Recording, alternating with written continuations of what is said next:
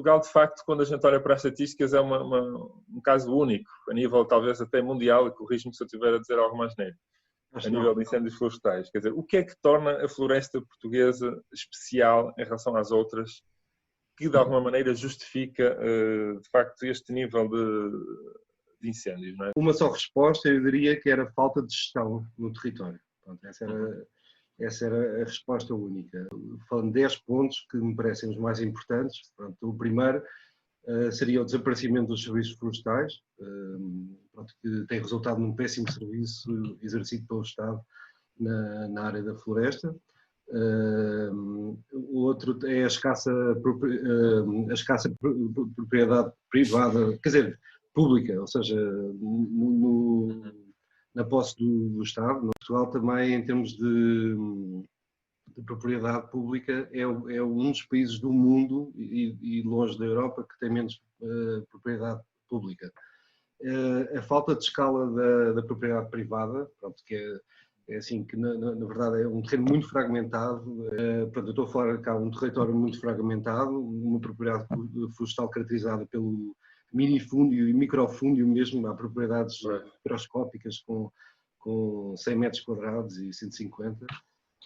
Outro assunto relativamente à escala é também a pequena área total pertencente a privados industriais. Portanto, a indústria tem muito pouca área florestal a comparar com outros países, nomeadamente os Estados Unidos, o Brasil e também na França. Basicamente, só as celulosas é que têm 200 mil hectares, mas é muito pouca área. Outras grandes empresas como a Sonai, que usam extensivamente madeira, não têm 1 hectare. A Amorim Corticeira, que é uma empresa antiquíssima, só agora há pouquíssimo tempo, há cerca de 1 ano, comprou a primeira propriedade. Portanto, empresas de resinagem, de exportação de resina aqui em Portugal, não têm praticamente área nenhuma florestal. Portanto, a indústria não tem floresta. Depois, a propriedade privada florestal, o não industrial, portanto, houve o êxodo rural, não é? E ele está distanciado e é aliado ao destino do seu bem. Ou então é residente, é velho e também já não tem capacidade de trabalho e portanto, também está aliado da sua utilização. Depois também há uma imobilidade da posse da terra. A terra não é tida como um bem produtivo, mas sim como e transacionável, mas sim como um bem emocional, perene, eterno. Há uma certa irracionalidade, ou não, talvez o Pedro depois possa explicar melhor isso, na permanência da posse e causa imensa dificuldade na transação do pequeno património, a não ser por preços completamente exorbitantes. As propriedades têm também outro problema, têm um valor praticamente nulo da superfície, ou seja, a floresta em pé não tem valor, porque ou não existe, porque ardeu, ou então não foi gerida e, portanto, as árvores são tortas, ou tem um pau aqui e outro ali ao fundo e não tem valor, e, portanto, o proprietário tem que sempre começar o investimento do zero, sem ter qualquer capital. Está completamente descapitalizado e não consegue fazer capital com a vida de uma parte não consegue gerar receitas para investir noutra área, e isso é muito importante.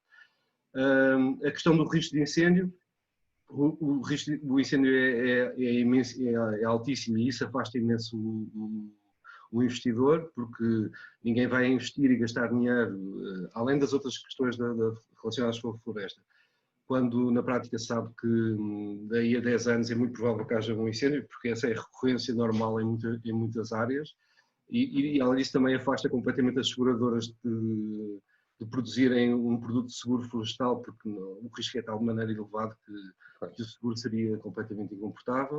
Há incêndios, não há investimento. Não há investimento, há mais incêndios. Pronto, e é preciso quebrar esse ciclo. A questão da incerteza e da inconsistência dos fundos que são provenientes dos quadros comunitários de apoio, é assim, nunca sabe bem o que é que vai vir a seguir, nem sabe se vai. Quando passa um quadro comunitário de apoio para o outro, muitas vezes há um interregno em que deixa de haver dinheiro e que pronto, o Estado deveria ter uma coisa mais contínua, nomeadamente o Fundo Florestal Permanente, para aplicar nos privados. enfim, total desinteresse do Estado em assumir as suas responsabilidades. Tem havido uma municipalização das responsabilidades da floresta, que é completamente contrária, e não existe isso em qualquer país civilizado do mundo, não existe isso e é uma maneira de, pronto, é uma maneira de realmente de criar o ónus, cria o problema nos municípios, livra-se do problema. E o Estado não está interessado em produzir o bem comum para todos nós, e acaba por também atirar a responsabilidade para os privados. Os privados é que têm que produzir o bem comum, e pronto. Também é uma certa fraca união da classe florestal. Pronto, Mas esses fatores que estás a elencar, pensas que são específicos em Portugal, ou pensas que os outros países europeus também poderão, enfim, é assim, não, é assim, destes todos que eu estou a falar, é assim, serviços florestais, Portugal deve ser o único país do mundo civilizado que não tem serviços florestais. Escassa área florestal na posse do Estado, Portugal é o único país do mundo civilizado que tem esse problema. Falta de escala da propriedade privada, isso já não é, Portugal não é a única,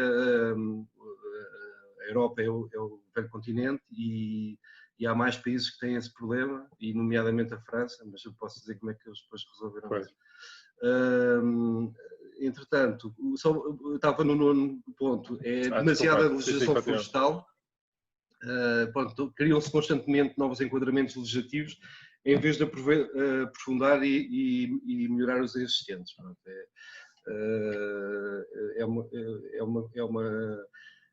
Por exemplo, agora numa situação, por exemplo, agora estão a falar do programa de transformação da paisagem,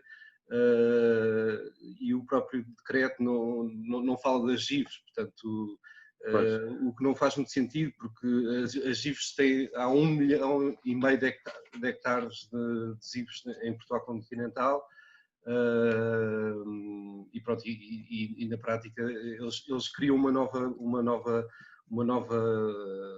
unidade que chama-se AIGP, que são áreas integradas de gestão da paisagem. Pronto. E talvez uma coisa. Pronto.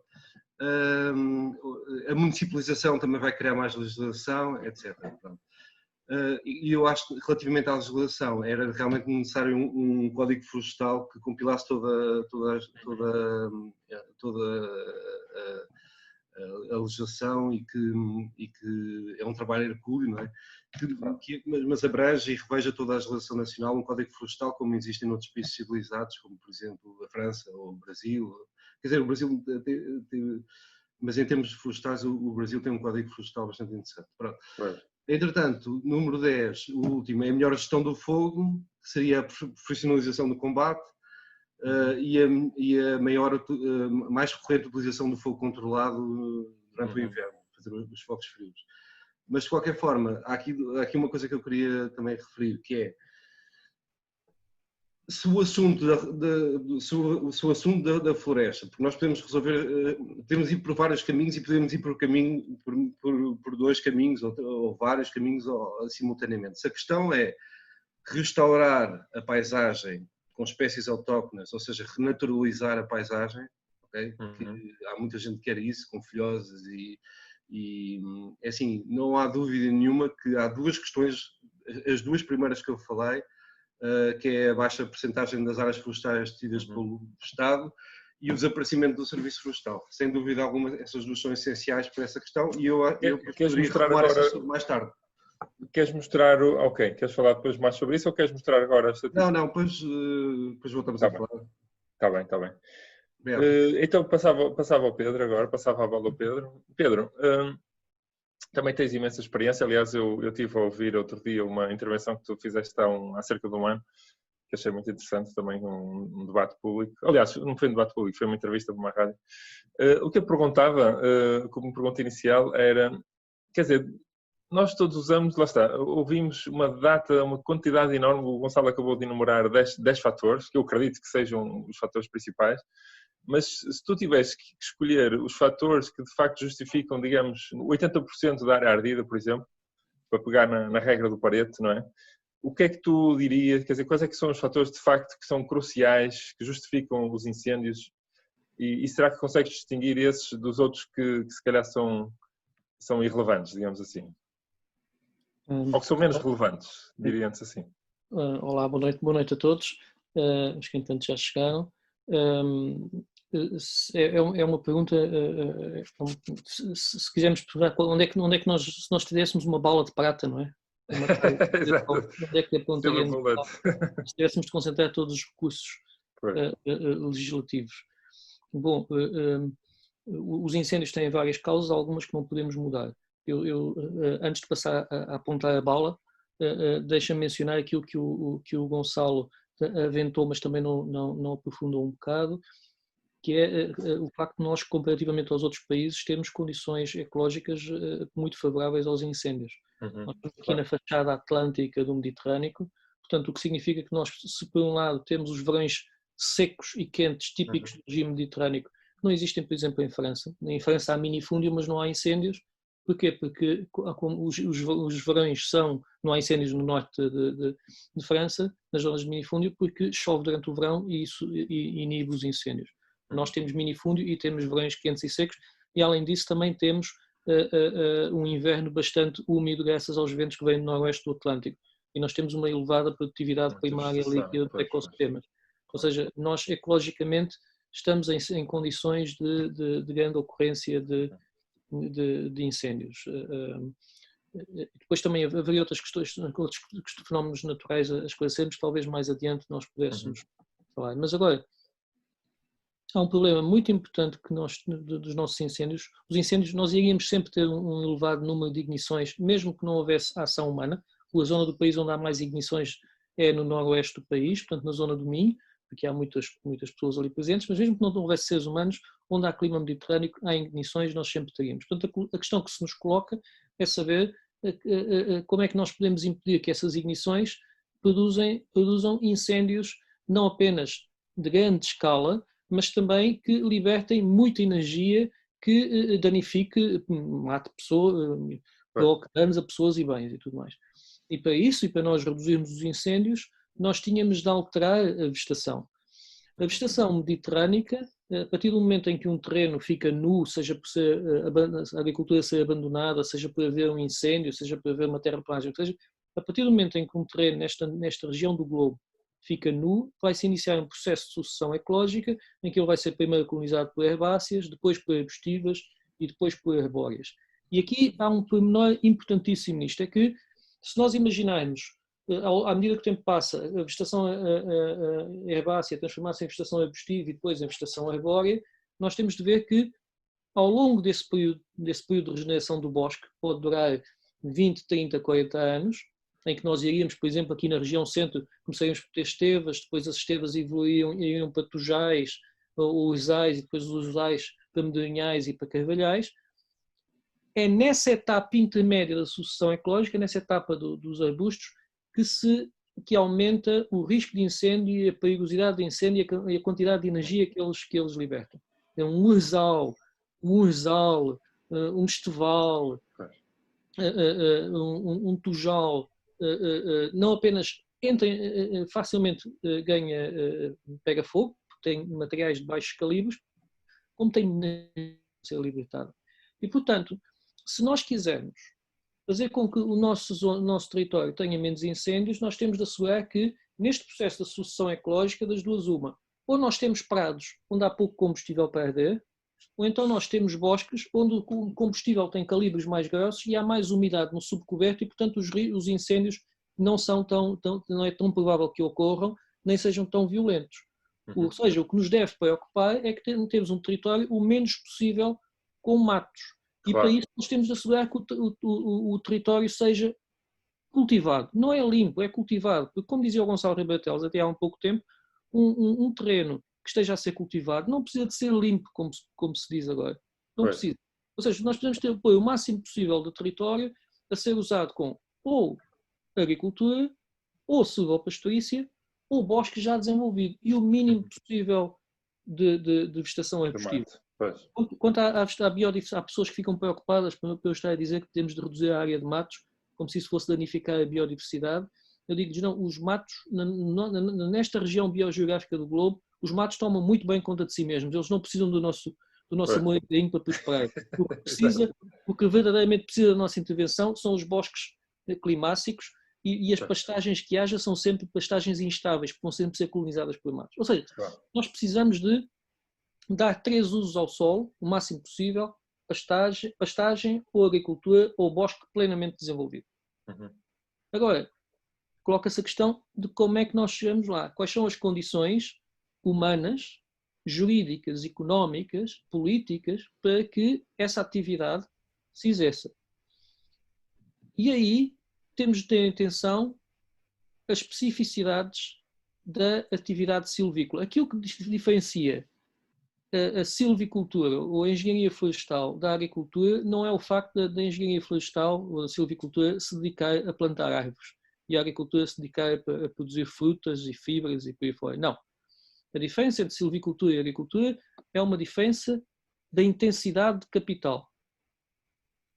A floresta, a agricultura é capital intensiva. Investimos muito capital por unidade de área e obtemos um retorno a curto prazo nessa unidade de área.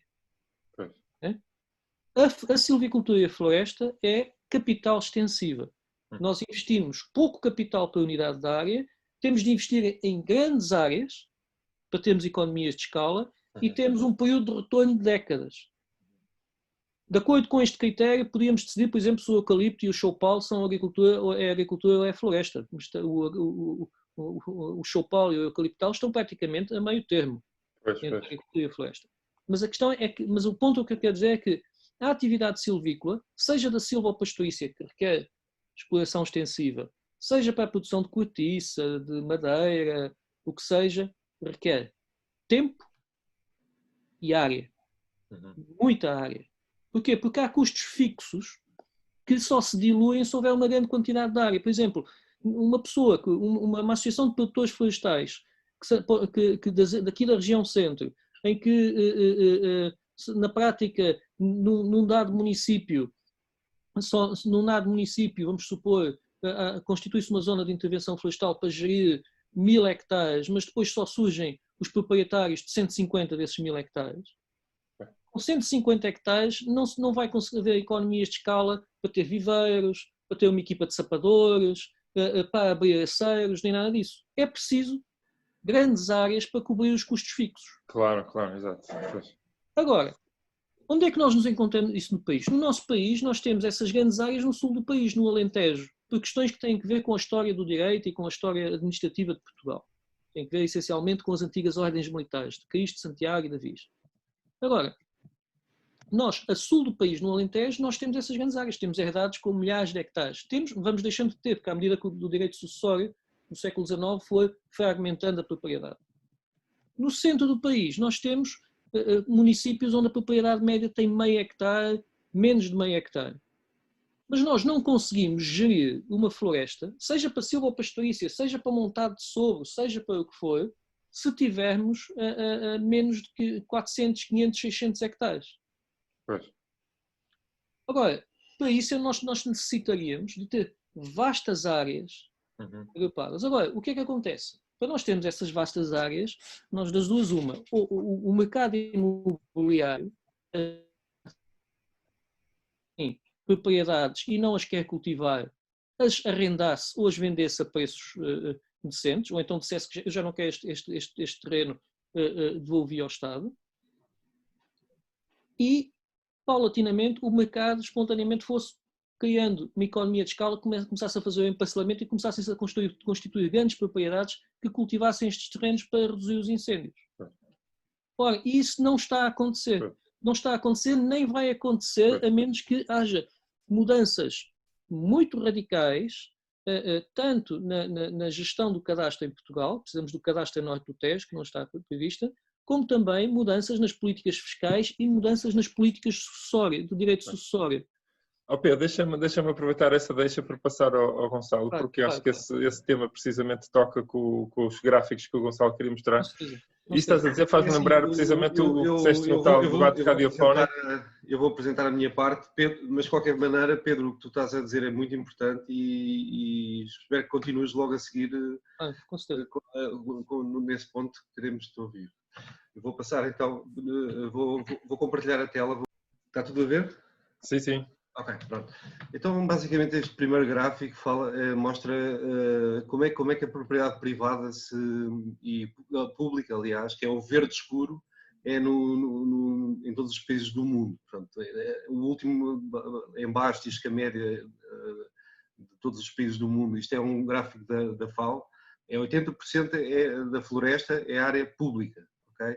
Se nós virmos aqui, portanto, a Europa tem mais ou menos 90% da área pública, aí a meio, e se tirarmos a Rússia da Europa, porque na Rússia 100% da propriedade da floresta é pública, mas se tirarmos a Rússia, portanto o resto da Europa, temos 45% da área pública, ou seja, se virmos aqui, por exemplo, a América do Norte, é 65% mais ou menos a área pública. Okay? O Canadá tem um bocadinho mais que os Estados Unidos, embora os Estados Unidos tenha bastante. Como podemos ver, a pior situação é na Europa, sem a Federação Russa, com 48% mais ou menos. Esta é uma tabela da Eurostat e é um bocado complicada, e então eu tirei estes dados e fiz os meus gráficos. Vou ter que diminuir aqui a imagem. Ok. Pronto, aqui temos um gráfico da Europa 28, okay? Ainda com o Reino Unido. E o que é que nós temos aqui? Temos a percentagem da floresta destes 28 países da Europa. O traço é 47%, portanto é a média da União Europeia. É assim, já viram onde é que está Portugal, não é? Não se vê. Está ali à direita, ok? Pronto. Portugal tem apenas 2% de área pública. E pronto, e já agora também queria que vocês vissem, sei lá, países que vocês estamos habituados, a França, aqui perto a Espanha. A Espanha tem 30% de área pública, a França deve ter aqui à volta de 20% da área pública. Assim, países que a gente, sei lá, enfim. Outra coisa também interessante é que o Luxemburgo fica aqui a meio, tem 50% da área. O Luxemburgo é um país microscópico, e já vão ver porque é que eu estou a falar do Luxemburgo. Pronto, o Luxemburgo tem 50% da área pública. E agora vou passar para o gráfico seguinte. Aqui é a área total. O outro era em percentagem da floresta, ou seja, Portugal só tinha 2% de toda a floresta que Portugal tem. Portugal continental são 9 milhões de hectares. É o território do continente. E Portugal tem mais ou menos 3 milhões de hectares de floresta. E só 2% é que é pública. São 55 mil hectares. É assim, neste gráfico aqui, Portugal, em termos de área efetiva, apenas o Luxemburgo tem menos área pública do que nós, porque apesar de metade da floresta que o Luxemburgo tem é pública, é um país tão pequeno que só assim consegue nos ultrapassar. Assim, este gráfico dá para ver que há qualquer coisa de muito invulgar no nosso país. E assim, isto tem tudo tem toda uma história, que aliás até estava pronto, é assim, na prática, na passagem do antigo regime para a Revolução Liberal em 1820, em 1834 mais ou menos, até 1843, salvo erro, o Estado expropriou, eles chamam de incorporação, portanto, incorporaram os terrenos das ordens, da Universidade de Coimbra, das ordens militares, das ordens religiosas, dos conventos, da casa do infantado, foi tudo posto, foi tudo. Não chamo uma expropriação, porque a expropriação é pago, não é? Eles chamam de incorporação. E passado uns poucos anos, ainda mesmo começou em 1834, 35, foi tudo vendido em esta pública. Okay? E, portanto, ao contrário dos outros países da Europa, que também tiveram as suas revoluções e na prática, eles ficaram com essas áreas com eles, nós vendemos tudo e nesse aspecto Portugal foi muito diferente dos outros países. É isso que é importante referir. Estão aqui a ver este slide, já devem ter lido. Pronto, existe uma lei de bases da política florestal de 1996, que é a única lei de política florestal, não existe mais nenhuma. É assim, ela foi aprovada por unanimidade na Assembleia da República e, eu insisto, foi aprovada por todos os partidos políticos e no seu artigo 8º diz: compete ao Estado ampliar o património florestal público tanto em áreas produtivas para a exploração económica ou social, como em áreas sensíveis com vista a privilegiar o fator de proteção. Ou seja, todos os partidos políticos e todos os parlamentares consideraram que Portugal deveria aumentar a área florestal. É assim, eu sou... Quem é esta pessoa que vem aqui e começa a dizer que Portugal tem 2% da área florestal e que tem que aumentar? Porque normalmente as pessoas dizem assim: Portugal tem 2% da área florestal, tem muito pouca área florestal, mas pronto, não, é assim, nós podemos começar a tratar disso e eu vou mostrar vários exemplos de outros países que o fizeram. Okay? Em primeiro lugar, aqui este é um gráfico da ONF, que é o Office National des Forêts, em França, que é o Serviço Florestal francês, e aqui são as forêts domaniales, que é as matas nacionais, é o termo que eles usam, que é forêt domaniale. Em 1789 houve uma Revolução Francesa, depois, entretanto, eles lançaram um Código Florestal de 1827, ou seja, durante a Revolução Francesa diminuiu bastante a área florestal do Estado, mas estamos a falar ainda diminuiu até 1 milhão de hectares e, entretanto, tem vindo a aumentar. A ONF, portanto, os serviços florestais franceses foram criados em 1964 pelo General de Gaulle e têm vindo a aumentar durante todos estes anos até o último resultado deste bilan, que é o balanço de 2015. E vou mostrar o próximo gráfico. Aqui, por exemplo, nós temos que em 2005 havia 16 milhões de... Desculpa, 1,7 milhões de hectares de floresta. De 2005 para 2011 foram comprados mais 4.700 hectares. De 2011 para 2015 foram comprados mais 3.300 hectares de floresta.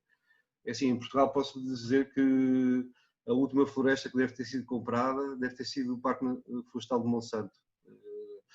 Não há mais nada a dizer sobre esse assunto.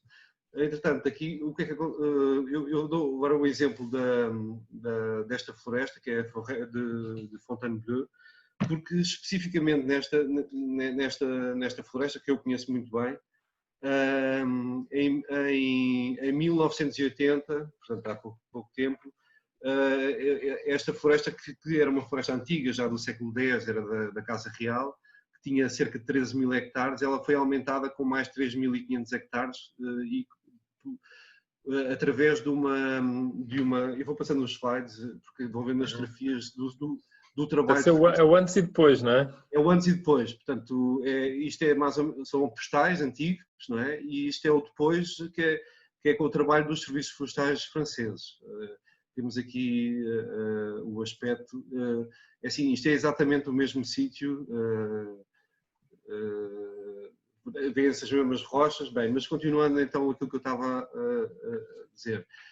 Em 1983, o Estado começou a compra desses prédios rústicos, ok? Eram 3.200 prédios rústicos e eram cerca de 2.000 proprietários privados. Isto é minifúndio, estamos a falar de uma média de 1 hectare por prédio rústico, ok? E pronto, foi comprado e essa expropriação teve como objetivo proteger a mata contra os incêndios, contra a erosão e para oferecê-la ao público. e é uma floresta muito visitada pelo público francês, porque ela fica também a 60 km de Paris. Esta floresta, além de ser muito utilizada para o turismo na natureza, ela também produz 40 mil metros cúbicos de madeira de qualidade, de folhosas, de carvalhos e é património mundial, salvo erro, não é? Ou estou enganado? Desculpa? Penso que é património mundial, se não me engano. É possível. Ela é assim, de qualquer maneira é certificada FSC,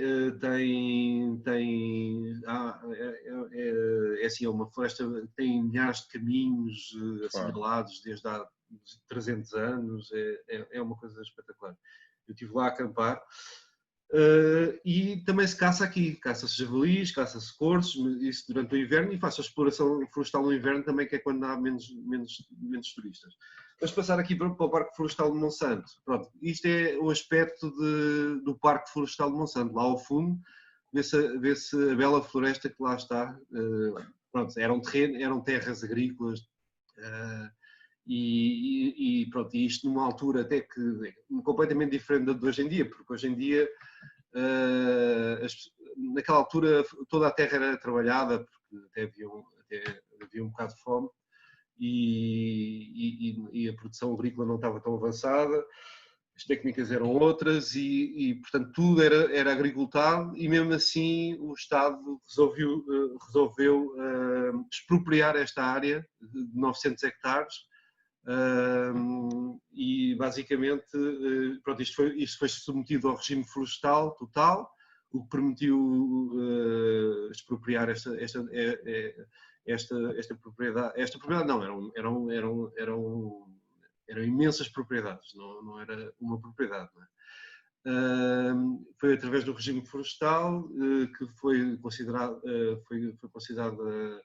um território para utilidade pública. E pronto, e foi plantado. Aqui temos o Duarte Pacheco. O projeto ficou a cargo da Câmara Municipal de Lisboa, e quem o fez foi o do Amaral. Quem ficou encarregado da plantação foram os serviços florestais, e o Ministério das Obras Públicas foi responsável pela parte da autoestrada e do trajeto da autoestrada e do viaduto Duarte Pacheco. Isto é a altura da construção. E são os trabalhadores, alguns trabalhadores, estes são um bocado especiais, são da Mocidade Portuguesa. E pronto, temos aqui o dia da inauguração da autoestrada, pronto, mas de qualquer forma, pronto, vemos ali aquilo ao longe, e aqui a floresta de Monsanto como ela é. Ou seja, o ser humano consegue transformar uma área completamente erodida e gasta, com muita perseverança, muito trabalho e muita gente, consegue fazê-lo, e este é um exemplo. Este é o Gifford Pinchot, que é o fundador do Serviço Florestal norte-americano. É um homem que é descendente de francês. Ele foi estudar para a França, na Universidade de Nancy, a UNREF, que é muito conhecida, e veio de lá ele já tinha umas ideias bastante naturalistas, e ficou encantado com o que viu em França, porque nos Estados Unidos estavam a destruir a floresta toda. Portanto, a parte toda do leste americano, ou seja, a parte do Atlântico, estava a ser completamente destruída, e ele foi um grande político florestal e técnico também. Aqui temos os Estados Unidos da América. Os Estados Unidos da América têm 78 milhões de hectares, portanto Portugal tem 9 milhões de hectares de terreno continental. Os Estados Unidos, só de floresta pública gerida pelos serviços florestais norte-americanos, que se chamam Forest Service, portanto USDA Forest Service, portanto US Department of Agriculture Forest Service. Os serviços florestais nasceram sobretudo aqui na costa pacífica, portanto no oeste, que foi áreas postas em set aside, portanto áreas que não foram colonizadas e não deixaram de ser colonizadas pelo humano para não destruir a floresta. No entanto, nós temos aqui, reparamos aqui, à direita temos muita área verde, não é? De matas nacionais. Pronto, isso passa-se com o seguinte: Portanto, os serviços florestais norte-americanos foram criados em 1905 e em 1911 o Congresso norte-americano, portanto a House of Representatives e o Senado, aprovou uma lei do Congresso chamada Weeks Law, de 1911, em que permitia ao governo comprar terra abandonada para proteger as cabeceiras das montanhas, as bacias hidrográficas montanhosas, da erosão, da destruição e dos incêndios florestais. Segundo um artigo do Forest History Today, um dos maiores legados desta lei foi o importante trabalho de restauração que ocorreu quando estas propriedades passaram para as mãos do Forest Service. Ela permitiu que engenheiros florestais aplicassem práticas profissionais de gestão de terras outrora negligenciadas no leste e deram primeiro experiência em restauração na escala da paisagem do Forest Service. Essas terras haviam sido cortadas maciçamente, queimadas repetidamente, cultivadas exaustivamente e muito erodidas. E foi apenas o primeiro passo para restaurar estes ecossistemas florestais. Após décadas e esforços de florestamento, estas matas agora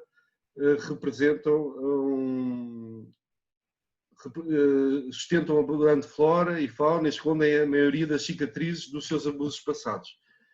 Eu peguei aqui, volta atrás, está aqui uma seta, peguei aqui numa floresta dessas que foi comprada, que é a Monongahela National Forest. Eu não conheço, eu só conheço o oeste e este é o leste. Pronto, as áreas eram destruídas, basicamente levaram pessoas, isto eram as áreas completamente destruídas, os trabalhadores com as plantas. E pronto, e foram fazendo a floresta até que hoje em dia basicamente é isto que nós temos. Esta floresta, só para terem uma ideia, só esta, eu já vejo isso. Vou passando aqui os slides. Pois, são imagens fantásticas, de facto. Desculpa. E como tu dizes, provam que é possível, não é? Com vontade, com empenho, com dinheiro também, não é? Mas que é possível restaurar os ecossistemas e a paisagem, não é? Exatamente. Ou seja, esta floresta tem 371 mil hectares. Pois. Okay? Foram comprados pelo governo. Vou-te dizer. O Trump ainda não vendeu isso. Num país considerado a referência liberal do mundo inteiro. A propósito, sim, mas são os pioneiros também a nível da conservação, não é? Mas eu não sei dizer, mas foram comprados 9... Não, peço desculpa. Já digo aqui quanto é que foi comprado. Foram comprados 8,1 milhões de hectares de floresta privada. Ou seja, praticamente comprou-se um Portugal de floresta. Bom, também é um país muito grande, não é? Com muitos recursos. Ora bem, não necessariamente é com outra perspectiva. Pronto, agora passar aqui para o Pinhal de Leiria. Pronto, isto foi uma fotografia tirada uns meses antes da Mata Nacional de Leiria arder. Este é o coberto. Nós víamos, isto é um talhão 259 e isto é pouco depois do incêndio. Foi um incêndio bastante severo que queimou tudo. Este é o mesmo sítio que eu estive lá na semana passada outra vez. Pronto, não se vê nenhuma. Não se vê regeneração nenhuma natural de Pinheiro Bravo. O que nós vemos aqui são lentiscos. Por acaso é flora natural. É a tal sucessão ecológica, não é? De que falava também o Pedro há pouco. São lentiscos e urzes. Pedro, eu também já te ouvi dizer uma vez com alguma graça que acho que foi num cadastro, que 40% uma tentativa de fazer o cadastro dos terrenos, 40% das pessoas não reclamavam a posse destes seus terrenos. Se calhar não estou a dizer exatamente, não foi exatamente assim, mas portanto, será que e Portugal, pelos vistos, é dos poucos países do mundo, ou talvez o único, não sei, em que, enfim, quando as pessoas não tomam conta dos seus terrenos, não é? A posse do terreno não passa para o Estado, quer dizer, coisa que de facto deveria acontecer. Queres explorar um pouco isso? Até que ponto é que isso, se calhar, nos permitiria aumentar a área pública em Portugal? Sim, com muito gosto. Eu faço, aproveitando só a deixa do Gonçalo, não sei se há bocadinho repararam, mas nas matas nacionais havia as National Forests, e as National Grasslands, quer dizer, as pradarias, que são geridas pelos serviços florestais. Isto vai ao encontro daquilo que eu queria dizer há bocadinho. A floresta não é só bosque, a floresta é também prada, é também pastagem. E é importante nós pensarmos que quando estamos a gerir os espaços florestais em Portugal, nós vamos ter de criar pastagens como corta-fogos, assim como bosques. Isto é muito importante. Portanto, vamos ver que, vamos pensar em 3 anéis concêntricos: o engenheiro civil cuida das civitas, o engenheiro agrónomo agrícola do agro, o engenheiro florestal do que está lá fora, seja pastagem, seja mato, seja floresta. E água. E os rios. E água. E assim como o engenheiro agrónomo faz zootecnia, o engenheiro florestal faz silvopastorícia e cinegética. Portanto, também cuida da produção animal. Portanto, nós temos de ter uma visão mais rica do que é a engenharia florestal, mais rica dos florestais, nós pensarmos que elas também passam por outras coisas que não seja plantar arvoredo. E nós em Portugal, por exemplo, assim como os serviços florestais americanos tinham as National Grasslands, os nossos serviços florestais até à década de 60 tinham uma divisão de melhoramento de pastagens, onde iam tratar de melhorar as pastagens de montanha e tudo mais, que depois, incidentalmente, também serviam para melhorar a qualidade da caça e também de corta-fogos. Okay? Mas agora, voltando àquela questão que me falavas, então, houve municípios, a norte do Tejo, houve municípios onde se fez, começou-se a fazer há 15 anos, há 13 anos, começaram-se a fazer cadastros florestais experimentais, cadastros da terra. Fez-se, por exemplo, ali na freguesia de Albergaria a Velha, fez-se um cadastro florestal, freguesia do Concelho de Pombal, e o Concelho de Pombal foi escolhido como Concelho Modelo, e nessa freguesia ainda está, é economicamente e demograficamente dinâmica. Fez-se o cadastro florestal e 36% dos prédios não se conseguiu identificar os donos. Apesar de se colocarem editais, bater-se à porta do presidente da junta, do padre e tudo mais, não se conseguiu apurar. Ninguém apareceu. Podemos, no entanto, ter a certeza que se fossem anunciadas obras públicas para construir lá fosse o que fosse, apareciam logo. Porquê? Porque em Portugal não é possível o Estado fazer expropriações, nem muitas vezes compra os terrenos como foi feito nos Estados Unidos, porque a nossa política fiscal e o nosso Código de Expropriações dão cobertura a todo o género de especulações. Por exemplo, se um terreno for expropriado em França ou nos países mais desenvolvidos, para o Estado averiguar qual é a indemnização que tem que pagar pelo terreno expropriado por interesse público, vai calcular quais são a renda anual ótima, quanto é que esse imóvel estava a pagar de renda e a render, portanto, nos últimos 20 anos, e depois paga-se o equivalente a 20 anos de rendimento mais um pouquinho como indemnização. Em Portugal, o nosso Código de Expropriações, até há muito pouco tempo, indemnizava em função das expectativas, ou seja, um indivíduo podia ter um terreno abandonado há 30, 40 anos, mas no momento da especulação dizia: eu até já tinha pedido um alvará de loteamento e o meu vizinho conseguiu urbanizar o terreno e vendeu um construtor civil por 2 milhões de euros por hectare, portanto eu quero o mesmo. Ou seja, os preços eram completamente fictícios, a expropriação era impossível, assim como também, no momento em que o Estado quisesse comprar florestas aqui no nosso país, começaria a especulação, começaria a pedir preços exorbitantes. Vou dar um exemplo muito concreto. E há uns tempos falava com um gestor português da Floresta Atlântica, que num congresso, a Floresta Atlântica em Portugal está aberta a comprar terrenos. A Floresta Atlântica é uma empresa de capitais públicos que justamente compra terrenos a quem florestais. E então, numa das palestras sobre direito florestal, o gestor estava a contar-me de um caso que lhe tinha acontecido na véspera desse encontro, e que ele dizia que era o exemplo típico daquilo que lhe acontecia sistematicamente. O indivíduo que apareceu a bater a porta, tem aqui um negócio extraordinário para oferecer à Floresta Atlântica. Tem aqui 8 prédios para vender. Bom, os 8 prédios, no seu conjunto, não chegavam a 3 hectares e estavam dispersos por 5 municípios.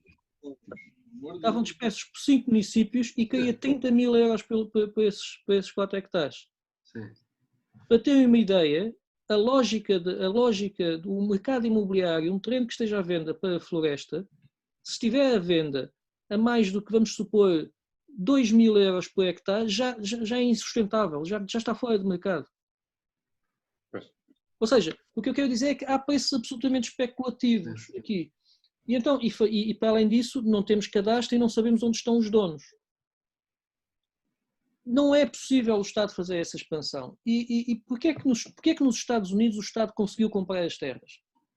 O Estado conseguiu comprar as terras porque tinha um cadastro muito ativo e até também porque é uma questão muito importante que nós mencionamos, que nos Estados Unidos um dos principais pilares da fiscalidade é o imobiliário.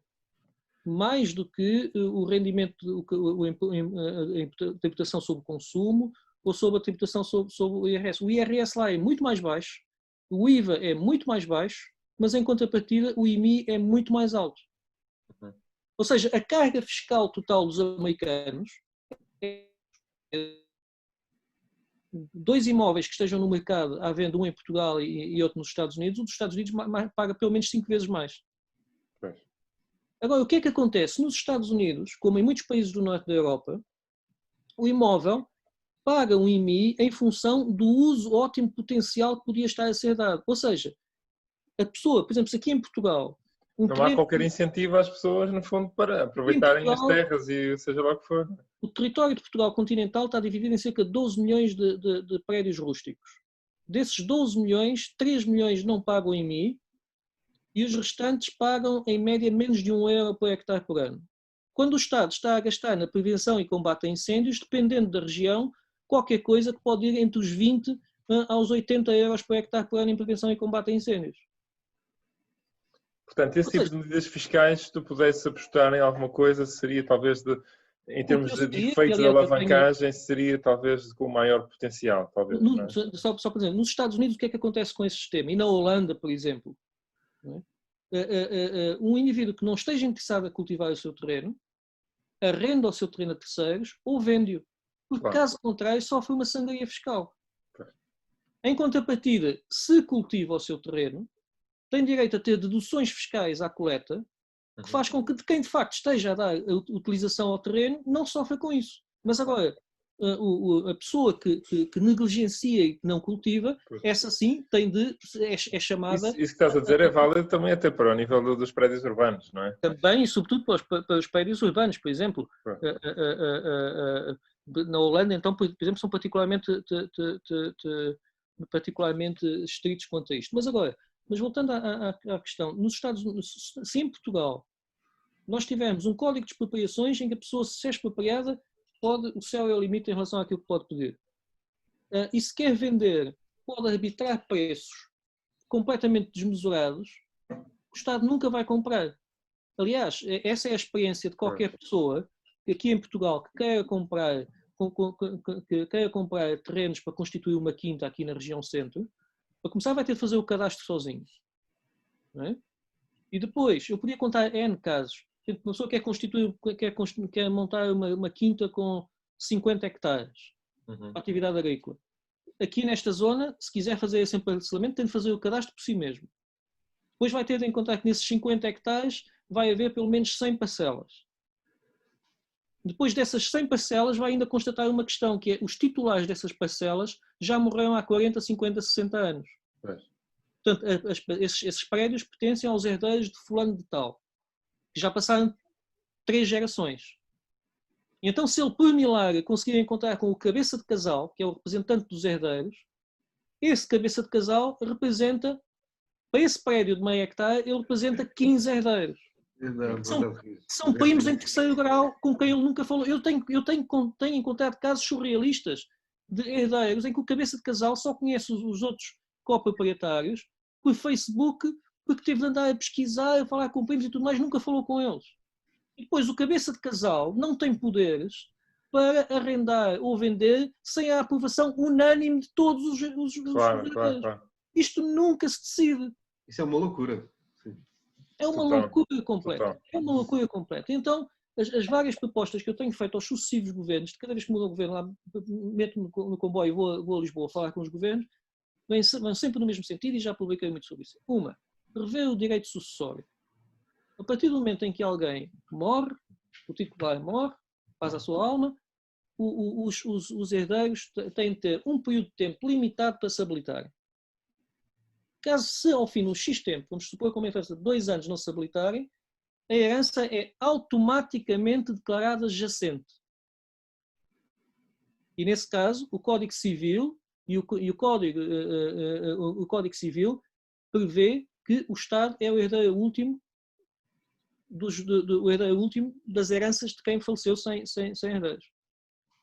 Tem de haver um período limite. Neste momento, existe a figura da herança jacente, mas tem de ser acionada por via judicial. Então, quem é que vai acioná-la? Ninguém, porque é preciso, a via judicial, demonstrar que não há herdeiros diretos ou colaterais. É uma loucura, nunca vão fazer isto. Claro. É preciso haver um período de tempo. Faleceu o proprietário, os herdeiros têm 2 anos, caso contrário, assume-se que não estão interessados. E a partir do momento em que eles se habilitam, se constituem a figura de uma sociedade por cotas, em que depois podem, por maioria simples, o que seja, tomar decisões comerciais em relação à propriedade, ou então um deles passa a ser uma pessoa física. Ou seja, a pessoa coletiva dos herdeiros não funciona, não é uma figura jurídica funcional para aquilo que nós precisamos. Essa é uma questão, resolvemos isto no direito sucessório, precisamos do cadastro geométrico, não sabemos onde estão as propriedades, que é uma coisa impressionante. Eu recordo-me, na Ordem dos Engenheiros, há quase década e meia, estávamos numa discussão sobre realizar o cadastro da propriedade rústica em Portugal. Isto foi por volta de 2008. Foi no ano em que faliu o BPN. Eu recordo-me disto, porque os representantes do governo de então disseram-nos que não havia os 1.200 milhões de euros necessários à realização do cadastro, não havia, era impossível, o país não tinha dinheiro para isso. Poucas semanas depois faliu o BPN e de um momento para o outro surgiram 4.000 milhões de euros. Nós já teríamos o cadastro feito, se tivéssemos feito nessa altura. Mas agora, portanto, resolver a questão sucessória para clarificar as questões da propriedade é importante. Mas também é importante resolver a questão fiscal. É importante que a fiscalidade sobre o imobiliário reflita os custos de oportunidade sobre a sociedade do terreno estar ao abandono. Porque quando um terreno está ao abandono, não é só o risco de incêndio que aumenta. Não é só o risco de incêndio, são os encargos para o Estado e é também o custo de oportunidade em termos ambientais, as externalidades ambientais que causa o abandono, e é também o custo de oportunidade económica, que são terrenos que não são dedicados à silvopastorícia, ao ecoturismo, etc. Claro. E a fiscalidade tem de refletir isso. E nota que isto não é uma ideia peregrina, nem sequer é uma ideia... Isto é simplesmente pôr-nos em linha com aquilo que é a prática nos países do norte da Europa. Exato. Porque isto pode parecer uma questão de números, uma questão abstrata, mas não, nós temos praticamente... Nós temos praticamente 35% do nosso território está abandonado, não tem qualquer cultivo. E há bocadinho eu mencionei aqueles números de 36% dos zonas onde se fez cadastro, 36% não se sabe quem são os donos. Sabe-se que são privados. Isto tem de ser resolvido. Claro. Isto tem de ser resolvido, nós não conseguimos fazer nada com estes terrenos. Agora, não sei se posso fazer uma pergunta a propósito disso. O que é que achas da política do governo relativamente a essa situação em que vai dar dinheiro a fundo perdido, em parte, para comprarem propriedades emparceladas e está ou não a resolver esse problema que tu estás a dizer, que parece muito mais importante do que a questão de deitar mais dinheiro? Não sei. Se não houver uma política fiscal a acompanhar isso, vai começar a haver pequena especulação sobre todos esses imóveis. Pois. Porque, reparem, o solo é um bem escasso.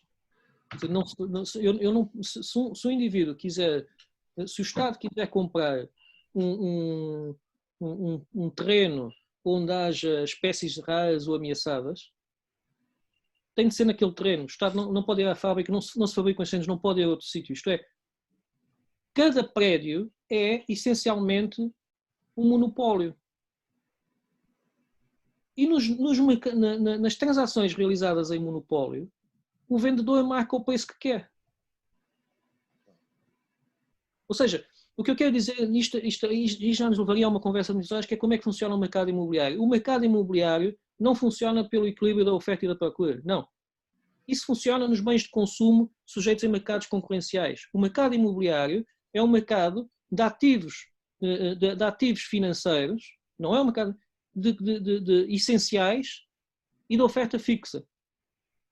Isto significa, entre outras coisas, aqui podemos ligar para o mercado ideal. Qual é o preço de um imóvel? O preço do imóvel é a renda anual potencial a dividir pela taxa de juros das obrigações do Tesouro. Que significa que quando as obrigações do Tesouro tendem para zero, o preço do imobiliário tende para infinito, como aliás se pode ver aquilo que está a acontecer com o imobiliário em todo o Ocidente, à medida que sempre que o Banco Central Europeu baixa as taxas de juros, sobem os imobiliários. Porquê? Porque nós não estamos a falar de bens de consumo, estamos a falar de ativos financeiros de oferta escassa. Ou seja, se o Estado simplesmente disser nós agora vamos comprar os terrenos e, portanto, o Estado atua do lado da procura, mas não atua do lado da oferta, a oferta dispara os preços e o Estado não consegue comprar.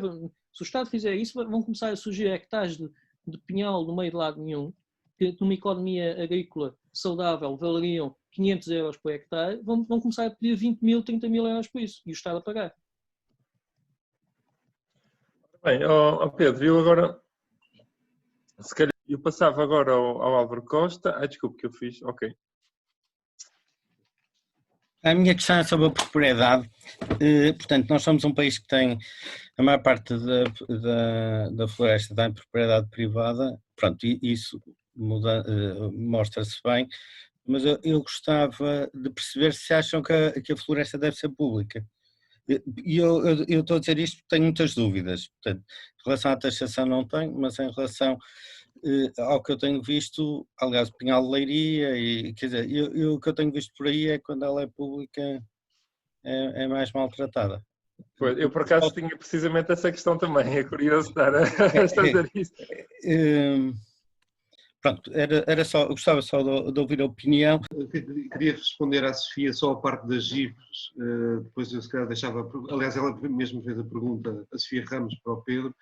Pronto, realmente as GIFs não estão a funcionar muito bem,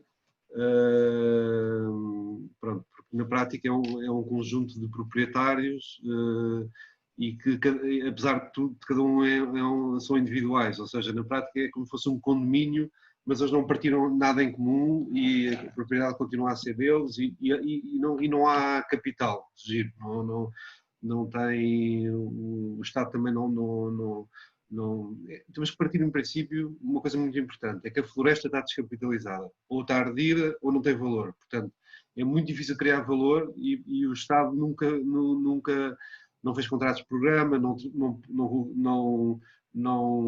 ele próprio arborizou, não pôs aquilo no regime florestal parcial para arborizar ou para dar dinheiro e não há um contrato de programa a longo prazo. Relativamente ao Álvaro Ramos,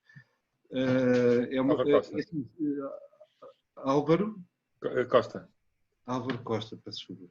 Sim, eu escrevi Ramos por causa da Sofia. A floresta deve ser pública? Não necessariamente. Repara, assim, nós temos, num país, nós temos lugar para todo o tipo de floresta, é assim, mas deve ser pública também. Ou seja, aliás, nós temos que encontrar aqui um equilíbrio entre as várias funções. Agora, o que não é normal é ter 2% de floresta pública. Isso não é normal, como eu mostrei naqueles gráficos no início da conferência. Depois, disse, eles também tratam mal a floresta. Eles tratam mal a floresta, mas é assim. Mas isso é a opção do governo, dos governos que nós temos e que nós votamos, porque nós vivemos em democracia.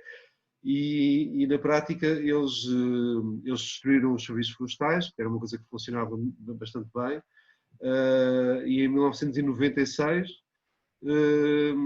extinguiram os serviços florestais, embora tenha havido uma petição assinada por 10 mil pessoas para fazer o contrário, e uma série de revoltas. Mas pronto, e o que acontece é que desde 1996, na prática, o Estado quis tirar pessoas do campo e engenheiros florestais do campo, e portanto eu não vi essas coisas dessa maneira. O que eu via um bocadinho Assim, nós temos que ter duas coisas a acontecer. Temos que ter bons serviços florestais e mais floresta pública. Okay? É assim, também lhe digo, para fazer o serviço que o ICNF faz, não vale a pena ter mais floresta pública. Agora, é assim, nós temos que exigir muito mais aos nossos governantes e temos que exigir que temos uns serviços florestais semelhantes e capazes, tal como outros países civilizados, como os Estados Unidos, como França, como Inglaterra, que é a Forestry Commission. Pronto, temos que exigir mesmo isso e eu acho que há um grande movimento nesse sentido. E agora foi aprovada uma resolução na Assembleia da República, agora em junho, também com uma petição sobre a Mata Nacional de Leiria, que foi uma proposta conjunta de vários partidos, desde a esquerda à direita. O Bloco de Esquerda fez uma proposta para a recuperação da Mata na Leiria, Partido Comunista, PSD e pronto, foram estes três partidos que fizeram propostas, elas foram votadas, entretanto, fez-se uma proposta conjunta e o PS não apresentou nenhuma proposta e fica a saber que todos os partidos votaram a favor, ou seja, o PCP, da proposta conjunta, o PCP, o Bloco de Esquerda, o PAN, o Chega, o Iniciativa Liberal, o PSD, o CDS, todos votaram a favor da proposta conjunta para reflorestar de imediato. Posso lhe dizer que começa logo por dizer que dá 6 meses ao ICNF para fazer um projeto e pô-lo em prática. E para colocar guardas no ICNF, e nesse aspecto é muito claro, e eu acho muito importante frisar que uma resolução da Assembleia da República diz para o ICNF ter guardas florestais novamente. E a única pessoa, os parlamentares que votaram contra foi o PS. O PS votou contra. Portanto, este governo é assim, pronto, é assim, não parece que. O PS votou contra, mas passou. Na Nacional de Leiria e no desenvolvimento dos serviços florestais. Portanto, é assim, na prática, nós temos um ministro é um nome assim bastante pomposo, Ministro do Ambiente e da Ação Climática, mas é um ministro que defende o aeroporto de Montijo, que é uma coisa absolutamente inacreditável no século que nós vivemos, em que cada vez há mais preocupações ambientais, em que se gastam rios de dinheiro para fazer pontos na autoestrada para passarem lagartos, e às vezes bem. Então, vai-se fazer um aeroporto na reserva estuária do Tejo, que é uma das maiores reservas da Europa da avifauna. Não tem qualquer... Portanto, é assim, o que este governo muitas vezes fala não corresponde. Ou seja, ouvimos muitas coisas que vão fazer, e etc. Gonçalo, mas essa resolução então foi aprovada ou não? Esta resolução foi aprovada, posso lhe dizer já quando é que foi aprovada. Portanto, isso vai avançar? Ou... É assim, o que acontece é que neste regime parlamentar, no nosso regime, tanto quanto sei, não estou totalmente a ser... É uma recomendação ao Governo, não é? É uma recomendação, portanto... Portanto, o Governo faz o que quiser. Portanto, na prática, por exemplo, aquela dos Estados Unidos era do Congresso, portanto também era do Parlamento, não é? Dos deputados, era a dizer ao Governo para comprar propriedade florestal, e eu não cheguei a dizer, mas em 1911, nessa Weeks Act, além de comprar terra florestal privada, também deu ordem ao Governo, portanto essa lei do Congresso, para proteger floresta privada dos incêndios, ok? Ou seja, para intervir na floresta privada e estatal, porque o Forest Service é federal, portanto é da União, não é? E há também floresta estatal.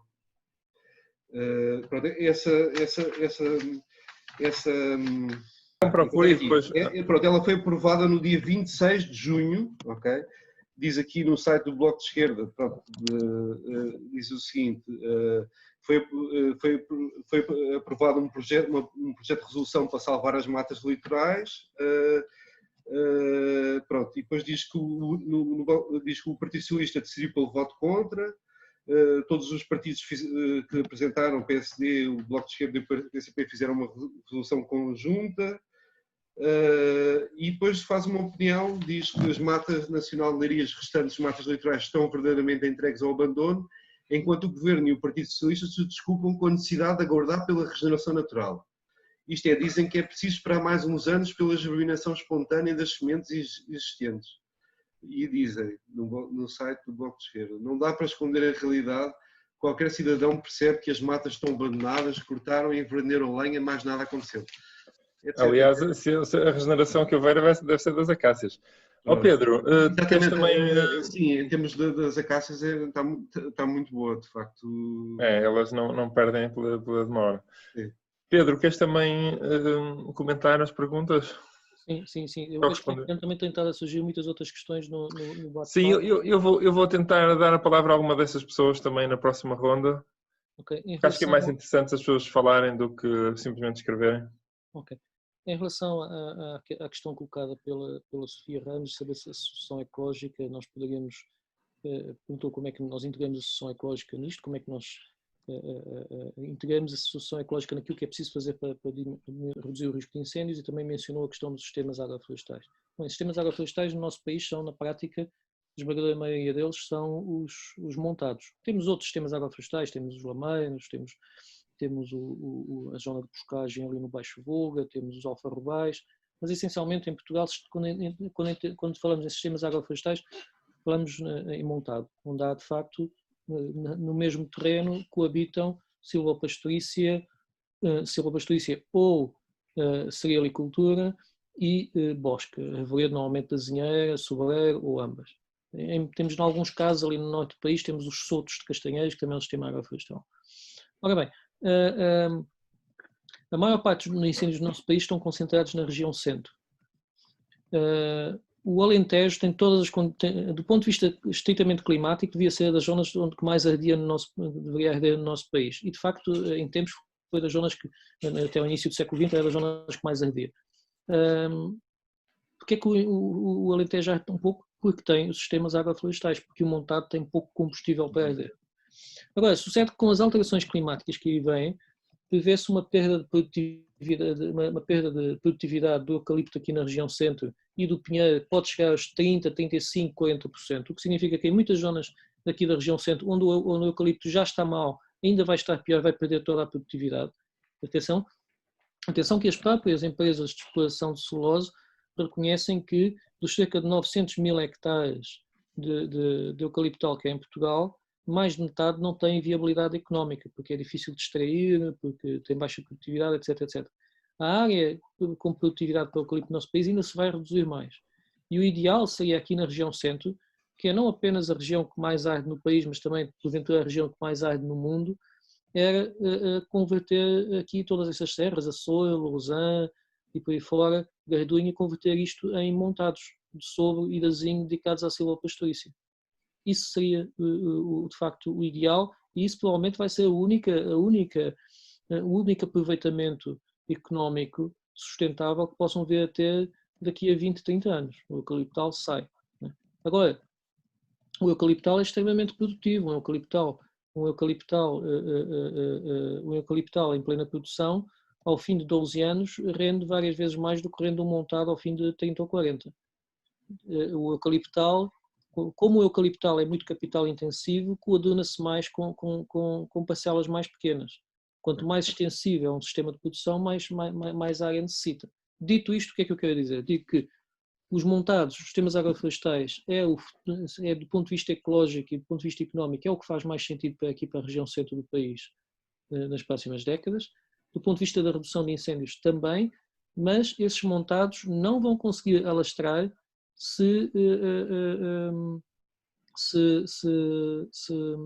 nós continuarmos sem cadastro, sem política fiscal, sem um direito sucessório que permita o emparcelamento destes terrenos. Se agora o Estado ou um privado quiser ir a Pampilhosa, ir na Castanheira de Pera, ou a Pedrógão Grande, ou a Pedrógão Pequeno, comprar 500 hectares para instalar um sobreal, vai ter de fazer o cadastro a pelo menos 1000 prédios e vai ter de falar com pelo menos 5.000 herdeiros. Não é possível, não se consegue.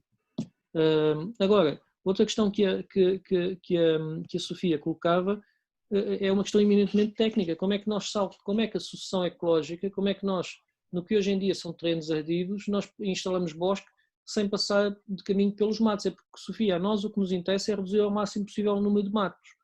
Agora, tu tens razão, Sofia, que esses matos vão criar matéria orgânica e vão enriquecer o solo em termos de fertilidade para preparar para o crescimento do arvoredo que vem em seguida. E também vai dar as condições de ensombramento e tudo mais, que já falíamos de questão da forma como as espécies arbóreas lidam com a luz.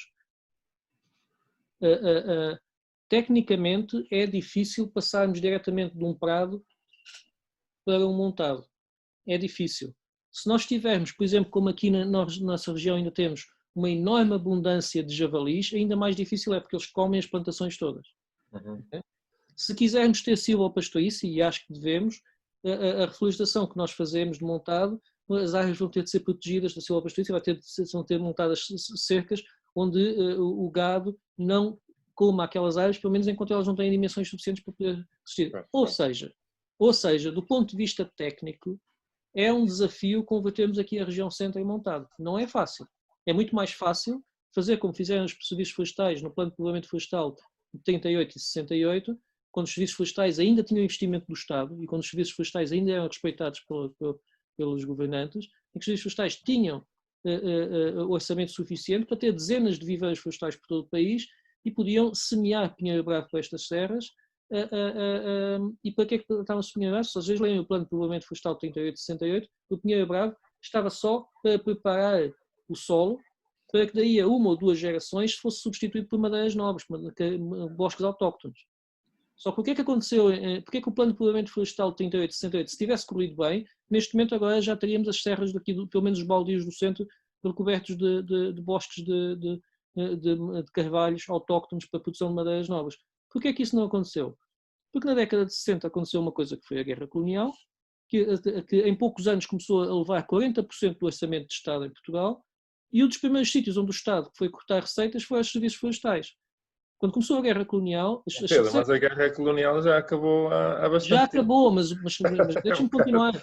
Deixa eu continuar. O que aconteceu foi que, durante a década de 60, tomou-se uma medida que nunca se reverteu, que é as receitas das matas nacionais, antes da guerra colonial, as receitas das matas nacionais eram reinvestidas nas matas e só o lucro é que é enviado para o Tesouro Nacional. A partir da guerra colonial, as receitas brutas das matas nacionais eram enviadas para o Tesouro e só o Ministro das Finanças é que decidia quanto é que se reinvestia na floresta. A partir da década de 60, as matas nacionais tiveram a ser exploradas como um recurso mineiro, não é como um recurso renovável, é alguma coisa que se extrai e não se repõe.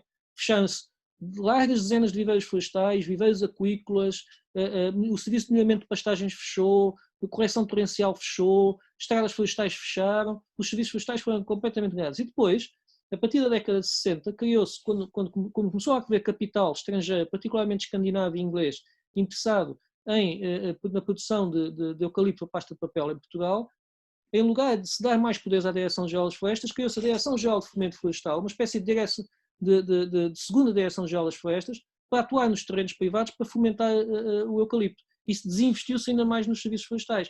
E os serviços florestais basicamente estão há quase 50 anos, há quase 50 anos, não, há mais de 50 anos, que estão simplesmente constantemente a serem desorçamentados.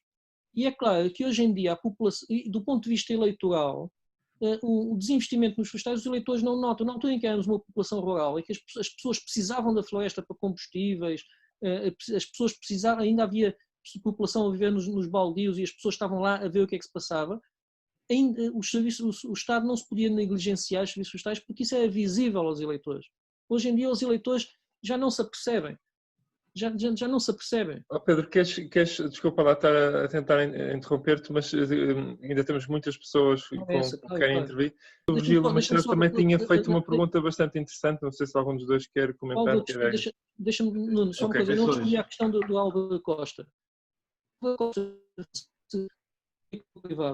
Bom, aí entramos naquele que é o modelo social e económico europeu desde o pós-guerra, quer dizer, mercados sempre possível, Estado sempre necessário. Quer dizer, um eucaliptal que esteja a produzir em solos férteis, onde é fácil a extração da madeira, como por exemplo nós temos alguma zona do litoral do nosso país, não é preciso o Estado instalar lá o eucaliptal. Na prática, o eucaliptal é como uma agricultura sustentável, o mercado toma conta disso. Porquê? Porque o eucaliptal e as espécies de crescimento rápido, como por exemplo também o chope, e agora querem pôr aqui a paulónia, que acho que vai ser um grande disparate, onde é um investimento capital intensivo. Os investimentos capitais intensivos, as sociedades anónimas conseguem essas empresas familiares. Agora, naquelas zonas do nosso país que são inaptas para florestas de crescimento rápido, eucalipto e não só, onde a agricultura é inviável e a única forma de explorar é floresta extensiva, floresta de montado, ou floresta ou pastagem e tudo mais, só há 3 entidades em todo o mundo que conseguem fazer uma coisa dessas, de fazer gerir uma floresta com horizontes de retorno a 40, 50, 60 anos, a gerir milhares de hectares de uma vez e a conseguir simplesmente planear a tão longo prazo. Essas 3 entidades têm sido sistematicamente o Estado, a Igreja e as famílias aristocráticas. Quer dizer, uns duques de Palmela, que até meados do século XX tinham 110 mil hectares, conseguiam pensar a um horizonte de 80 anos. Aliás, terras essas compradas durante a desamortização dos bens religiosos, que o Gonçalo falou há bocado. Agora, na Alemanha, por exemplo, quem é que cultiva florestas? A Igreja, ou aquelas famílias dos príncipes Faber-Castell, não é? Os dos lápis, que é engenheiro florestal e lápis, ou o Estado. Pequenas empresas não conseguem ter cabedal para aguentar 80 anos sem retorno de investimento. Se agora a Soporcel dissesse, nós vamos mudar, na Assembleia de Acionistas, nós vamos mudar de negócio, vamos agora plantar uns ótimos cuecos Robert que vão dar madeiras nobres daqui a 80 anos de primeiríssima qualidade. A Bolsa entrava em pânico. Não dá. Então, nesses casos, que é uma boa parte do nosso país que só pode ser explorada de forma capital extensiva, então aí eu sou inteiramente a favor de que as florestas públicas entrem, que o Estado suprime, mas esta doutrina é razoavelmente consensual, que o Estado intervenha para suprir as falhas do mercado.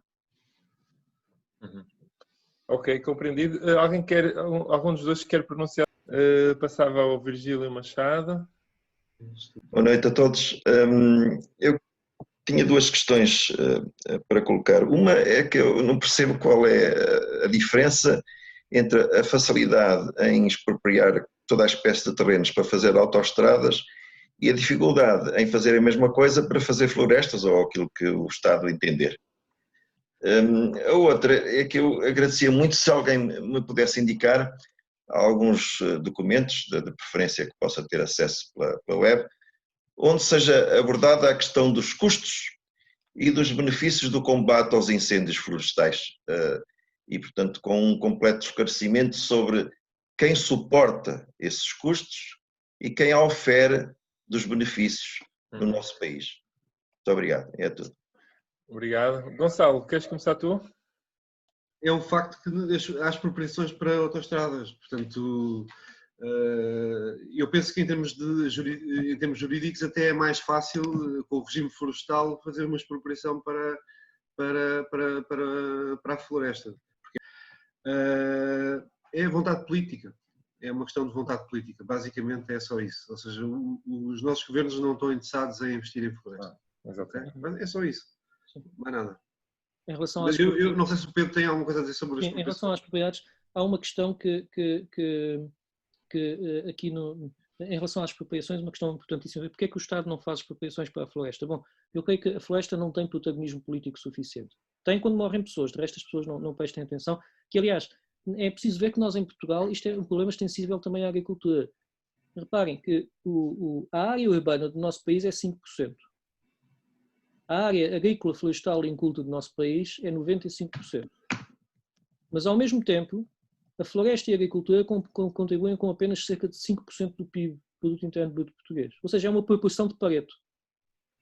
95% do território produz menos de 5%. Ou seja, o protagonismo entrando na faixa litoral, a floresta vai ser uma coisa que só surge de vez em quando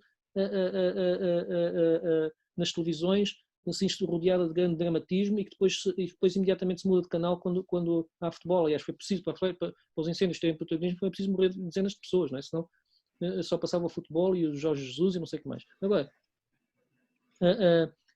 portanto, não vai haver muita vontade política de expropriar. Aproveito para dizer que há bocadinho no bate-papo houve um comentário de quem foi, de alguém, o Sérgio Branco, que dizia que a indenização, em caso de expropriação, a indenização é calculada em função do uso potencial diferente do valor especulativo. Estes valores são, em regra, calculados por colegas com formação na área das ciências agrárias. Não é bem assim. O uso especulativo, quando eu estava a falar, é que um dos grandes truques, se uma pessoa tiver o advogado certo, o Estado quer expropriar um terreno, de acordo com o Código de Expropriações, se ele pode pôr um processo em tribunal dizendo que uma vez que os vizinhos que têm um terreno urbanizável ao lado e tudo mais, puderam ganhar terreno com a urbanização, mesmo que este solo fosse florestal, a expectativa de poder vir a ser urbano poderia eventualmente aumentar os valores dos solos.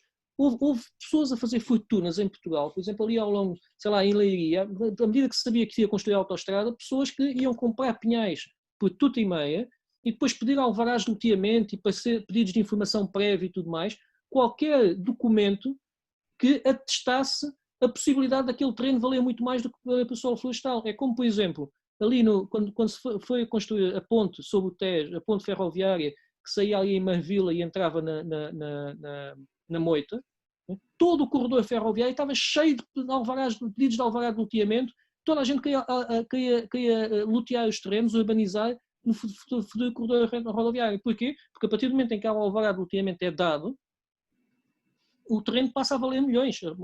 Em Lisboa passou-se o mesmo, em Marvila, com um vereador, este caso transitou em julgado, que, sabendo onde é que ia ficar o corredor ferroviário, nos terrenos abandonados, concedeu alvará de loteamento para inflacionar o valor da expropriação.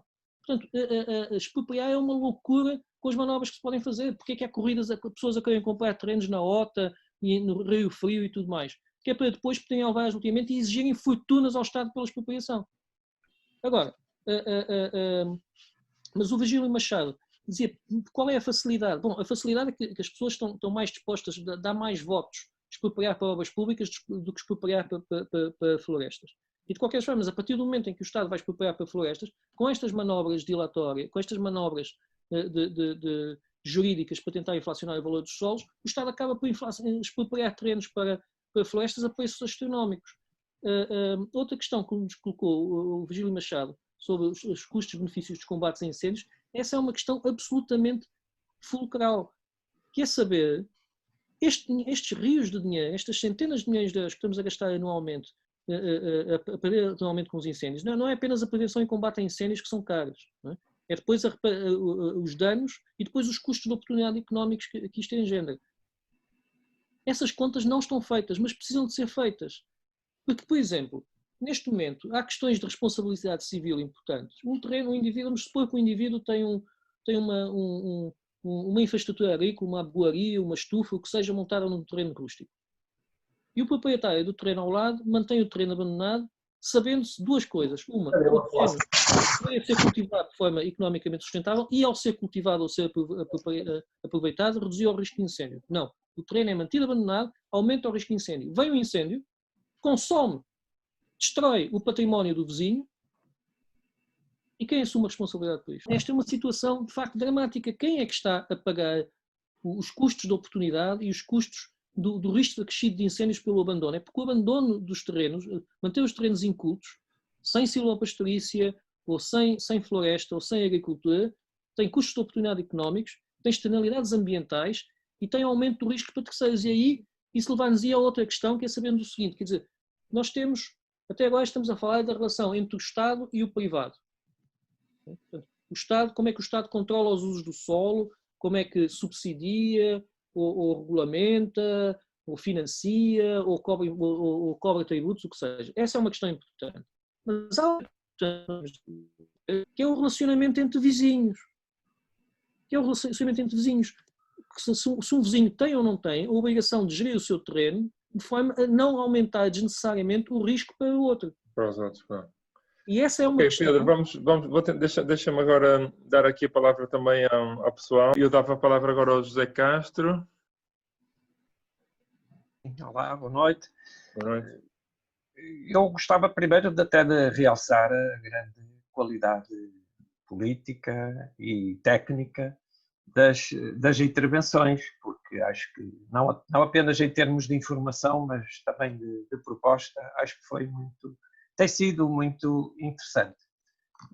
Duas pequeninas notas e depois uma pergunta também muito rápida. Uma nota para voltar a insistir na questão do cadastro, porque lembro-me que a própria França, em 2007, até levou a cabo um conjunto muito alargado de comemorações, celebrações, era assim que eles chamavam, dos 200 anos do início do processo, não é? Que teve lá a partir de 1807 com o ministro das Finanças, não é?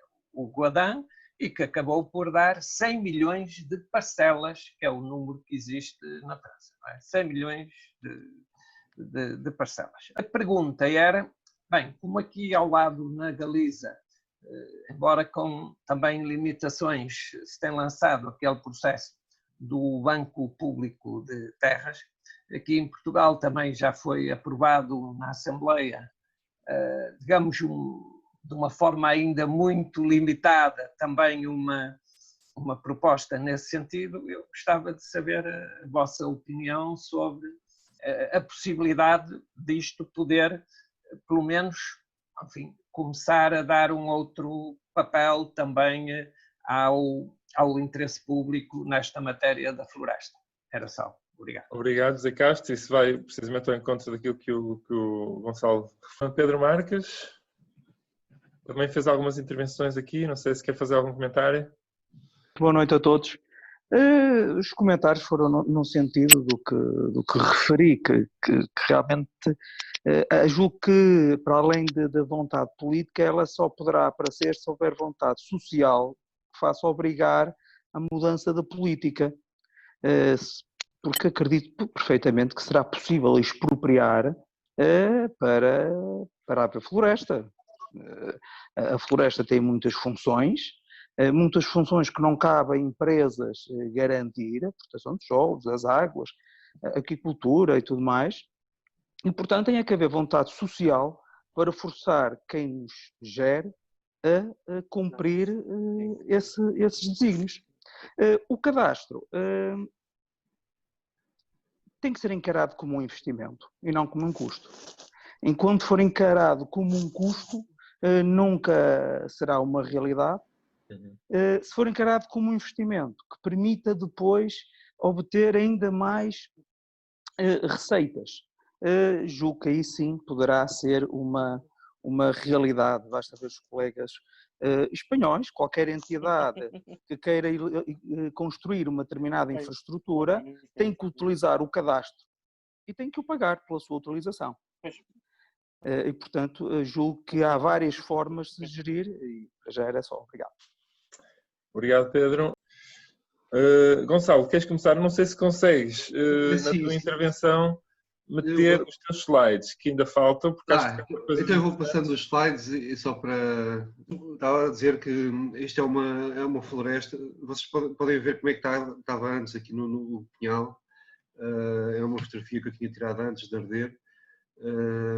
E entretanto, pronto, é muito interessante realmente a flora, mas não há regeneração de pinha-bravo, ok? Na prática o que nós vemos aqui é lentiscos, que é filreia, murcifólia, vemos aqui o urze, e pronto, e mais algumas herbáceas, por acaso não sei o nome. O Pedro Vinho certamente saberá ajudar. Entretanto, pronto, isto é como está.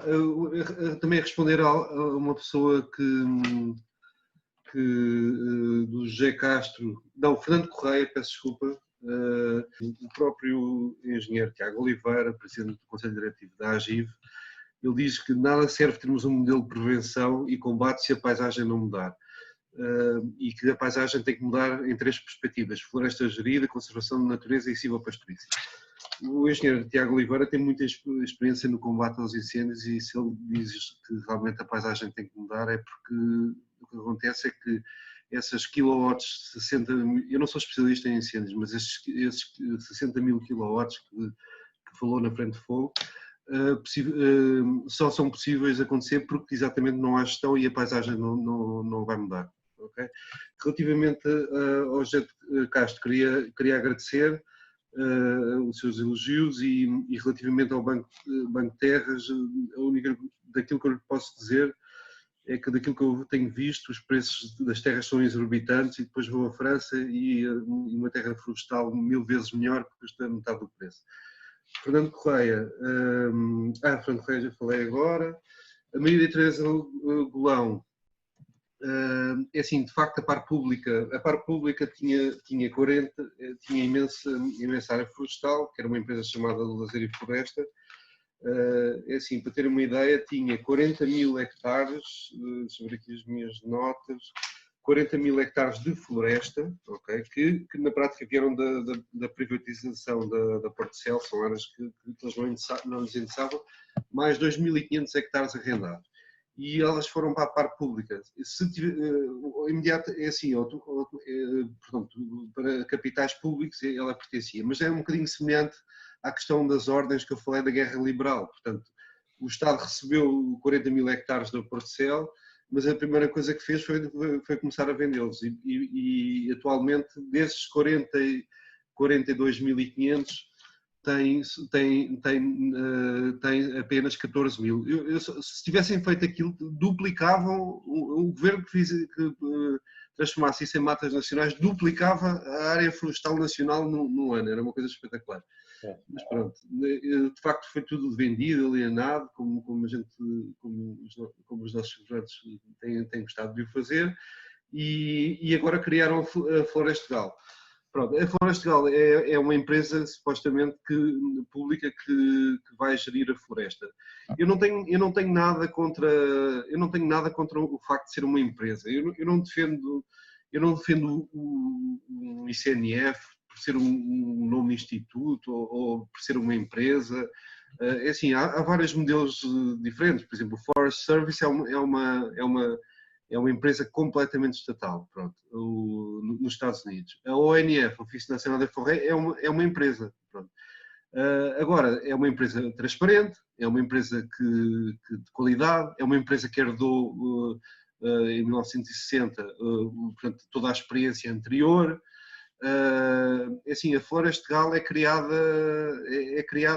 dentro dos meandros do regime socialista. Assim, não se percebe muito bem como é que aquilo aconteceu, não é transparente, não sabemos muito sobre eles, entretanto, portanto, a questão não é no modelo em si, é na falta de transparência. Se a Florestal vai fazer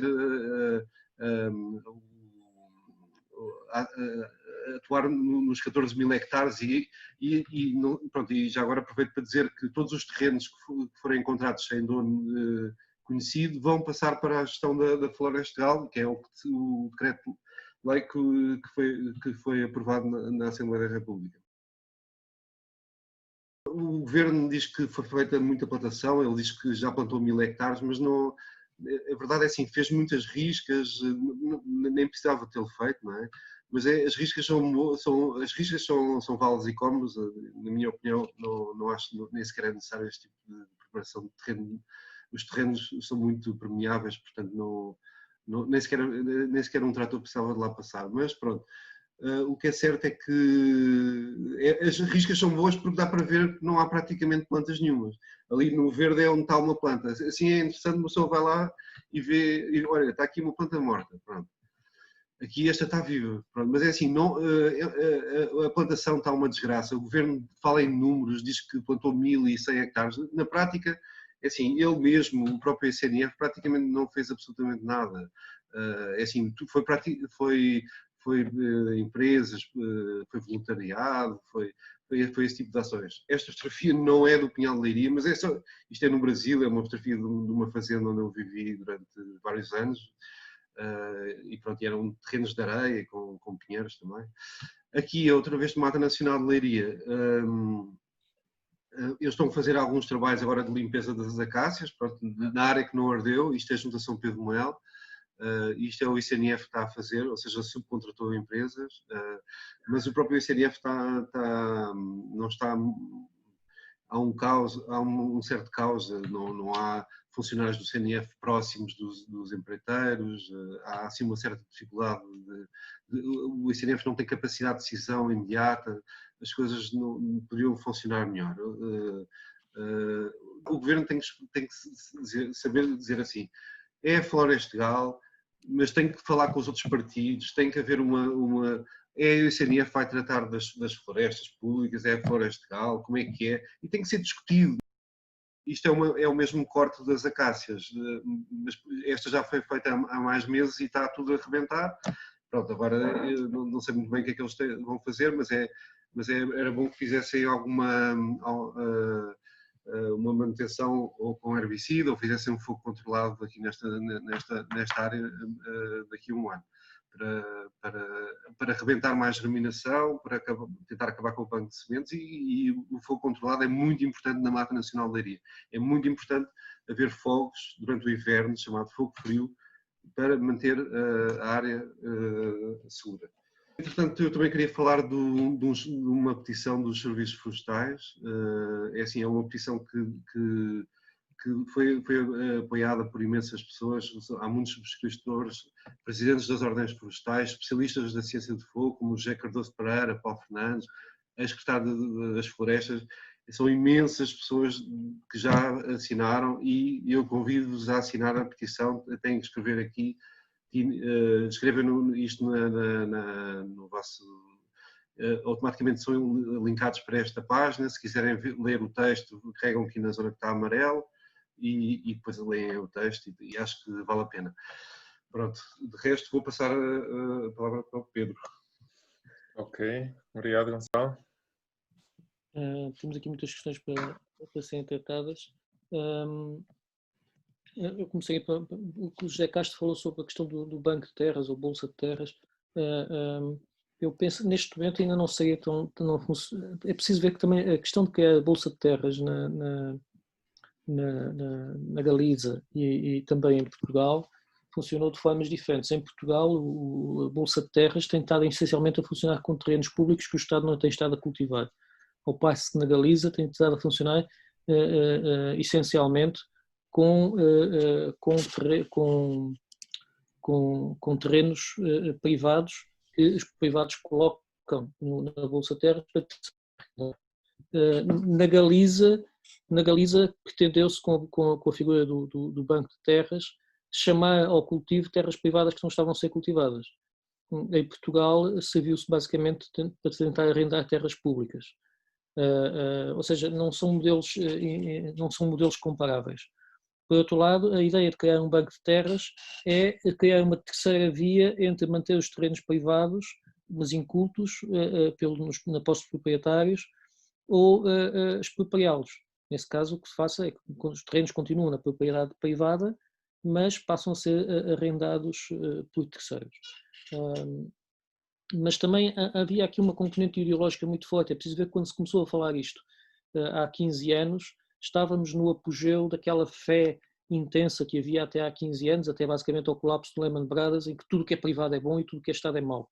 Portanto, aqui o que se utilizou o Banco de Terras para fazer foi basicamente para tentar alijar a propriedade do Estado. É preciso ser dito muito veementemente que tanto há cerca de 15 anos como durante o resgate da Troika, houve muitos interesses a movimentarem-se para comprarem os terrenos das matas nacionais. E é quase um milagre que o Pinhal de Leiria não tenha sido vendido para especulação, para construção, para urbanização e outras matas mais pequenas, Valverde e tudo mais, porque havia quem estivesse interessado, havia grandes interesses e poderosos interesses interessados em comprar grandes troços do nosso litoral para urbanizar. Portanto, se hoje em dia temos 55 mil hectares de matas nacionais, foi um milagre terem sobrevivido àquela onda, àquela fúria que levou à privatização de tudo, não é? A privatização dos Correios. Isto era também os tempos em que se falava em concessionar a privados a exploração dos monumentos nacionais e privatizar as águas e privatizar também os parques naturais. Não é? Era na altura em que se falava nisso. Eu sou um bocado resistente a falarmos da questão dos serviços de ecossistema. Os serviços de ecossistema são no meu entender, são um conceito um bocado capcioso para tentar criar rendas económicas e justificar distribuições de riqueza um bocado arbitrárias. Se nós vamos estar a remunerar a propriedade da terra com base em serviços de ecossistemas, então vamos ter de pôr um preço nos ecossistemas, alguém vai receber dinheiro por eles e alguém os vai pagar. Mas nesse caso vamos começar a pensar em questões de justiça. Então, e os desserviços dos ecossistemas? Um ecossistema que pela sua existência seja responsável pela propagação da malária que aí vem, ou que aumente um serviço de ecossistemas, se o fogo é um serviço de ecossistema, então e os desserviços? Então e os maus serviços? Quer dizer, nós podemos, com a história dos serviços de ecossistema, abrimos uma caixa de Pandora. Não é? E depois também, como dizia o Edward Wilson é o grande mentor da Conferência do Rio em 1992, que pôs na ordem do dia a questão da biodiversidade. Num dos últimos livros dele, o Half-Earth, ele faz um discurso veemente contra esta ideia dos serviços de ecossistemas, que a ideia é que agora os ecossistemas têm de trabalhar para ganhar a vida, caso contrário acabamos com eles. Calma, não temos de pôr um preço a tudo os ecossistemas. Muito cuidado com a questão dos serviços dos ecossistemas, porque há bons serviços e há maus serviços, e depois, se é muitas vezes difícil determinar, pôr um preço nos serviços dos ecossistemas, ainda mais difícil e mais capcioso poderá ser saber quem é que vai pagar por eles e quem é que vai receber por eles. Uma coisa é os serviços, pagarmos os serviços a alguém que planta a árvore, que reproduz e reintroduz num ecossistema espécies ameaçadas. Esses serviços nós conseguimos contabilizar.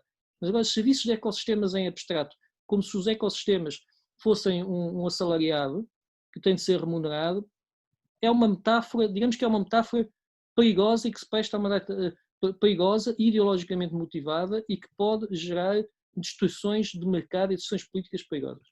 Outra questão que o Fernando Correia colocava é a questão de controlar as causas naturais. Eu não sei se me fiz entender bem em relação àquilo que o Fernando Correia dá-me ideia que entendeu mal. Há causas naturais que nós não podemos mudar nos nossos ecossistemas.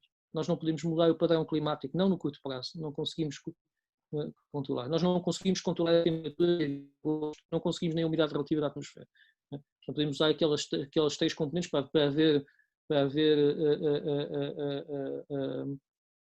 haver fogo, é preciso haver combustível, é preciso haver os reagentes e é preciso haver a ignição.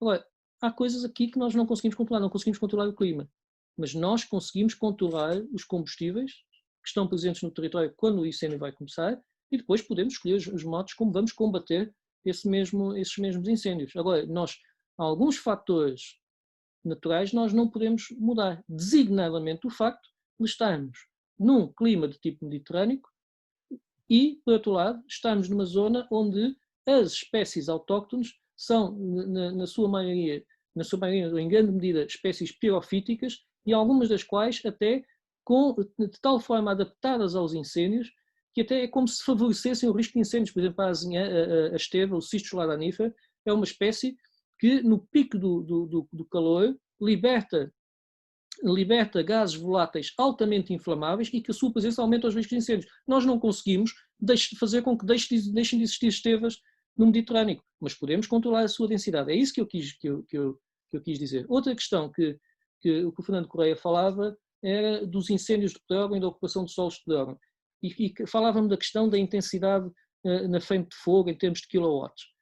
O Fernando mencionou que o que ardeu foi pinhal e eucaliptal e que ardeu com uma quantidade de superior a dezenas de milhares de watts por metro de frente de fogo e que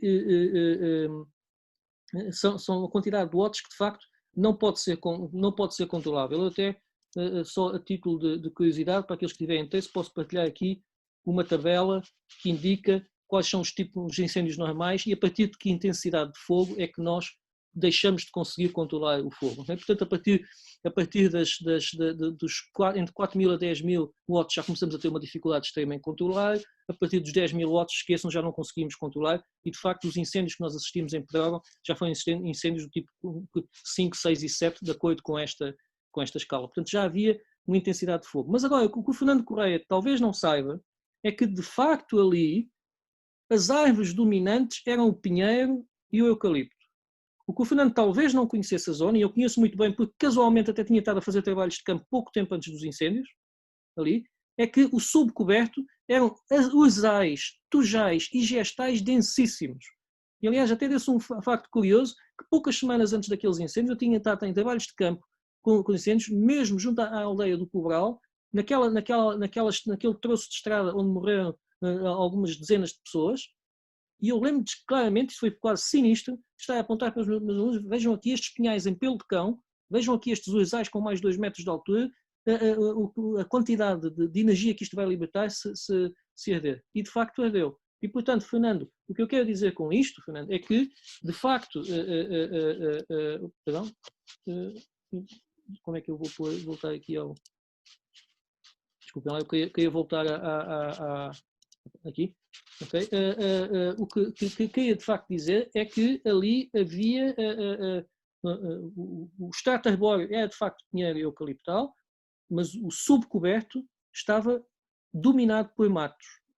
E isso é que deu a grande intensidade dos incêndios. E quando eu, no início desta palestra, disse que para nós reduzirmos os incêndios temos de ou ter pastagem ou ter bosque, é um bosque fechado e sem sotobosque, sem extrato arbustivo, que não era de todo o caso ali. E para nós não termos esse extrato arbustivo, nós precisamos de gerir a floresta de tal forma que o do céu fique fechado e passe a ser ensombrado e no subcoberto retenha umidade. É aquilo que o professor Paulo Fernandes em Trás-os-Montes mencionava como uma metáfora que ele depois se arrependeu de ter usado, das árvores bombeiras. O que é que são as árvores bombeiras? Bom, não é tanta espécie, eram bosques suficientemente fechados para reter a umidade no subcoberto e sem material arbustivo no subcoberto. Essa é que é a questão que em Pedrógão não tínhamos de todo.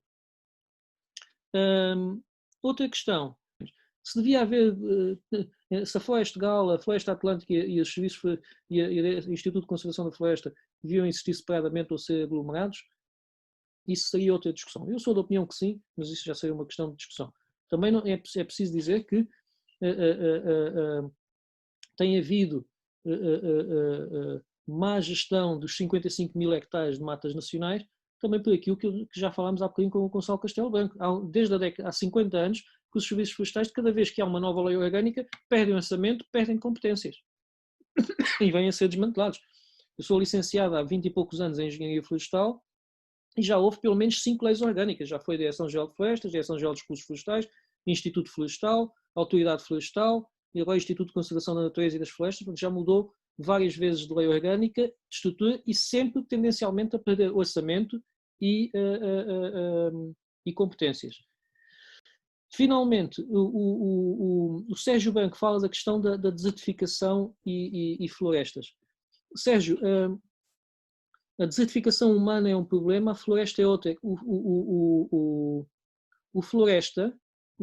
A floresta não cria muitos postos de trabalho. Idealmente, a floresta não cria grandes postos de trabalho. Não é pelo facto de termos as aldeias repletas de pessoas que a floresta passasse a ser mais bem cultivada. Não, esses são problemas distintos.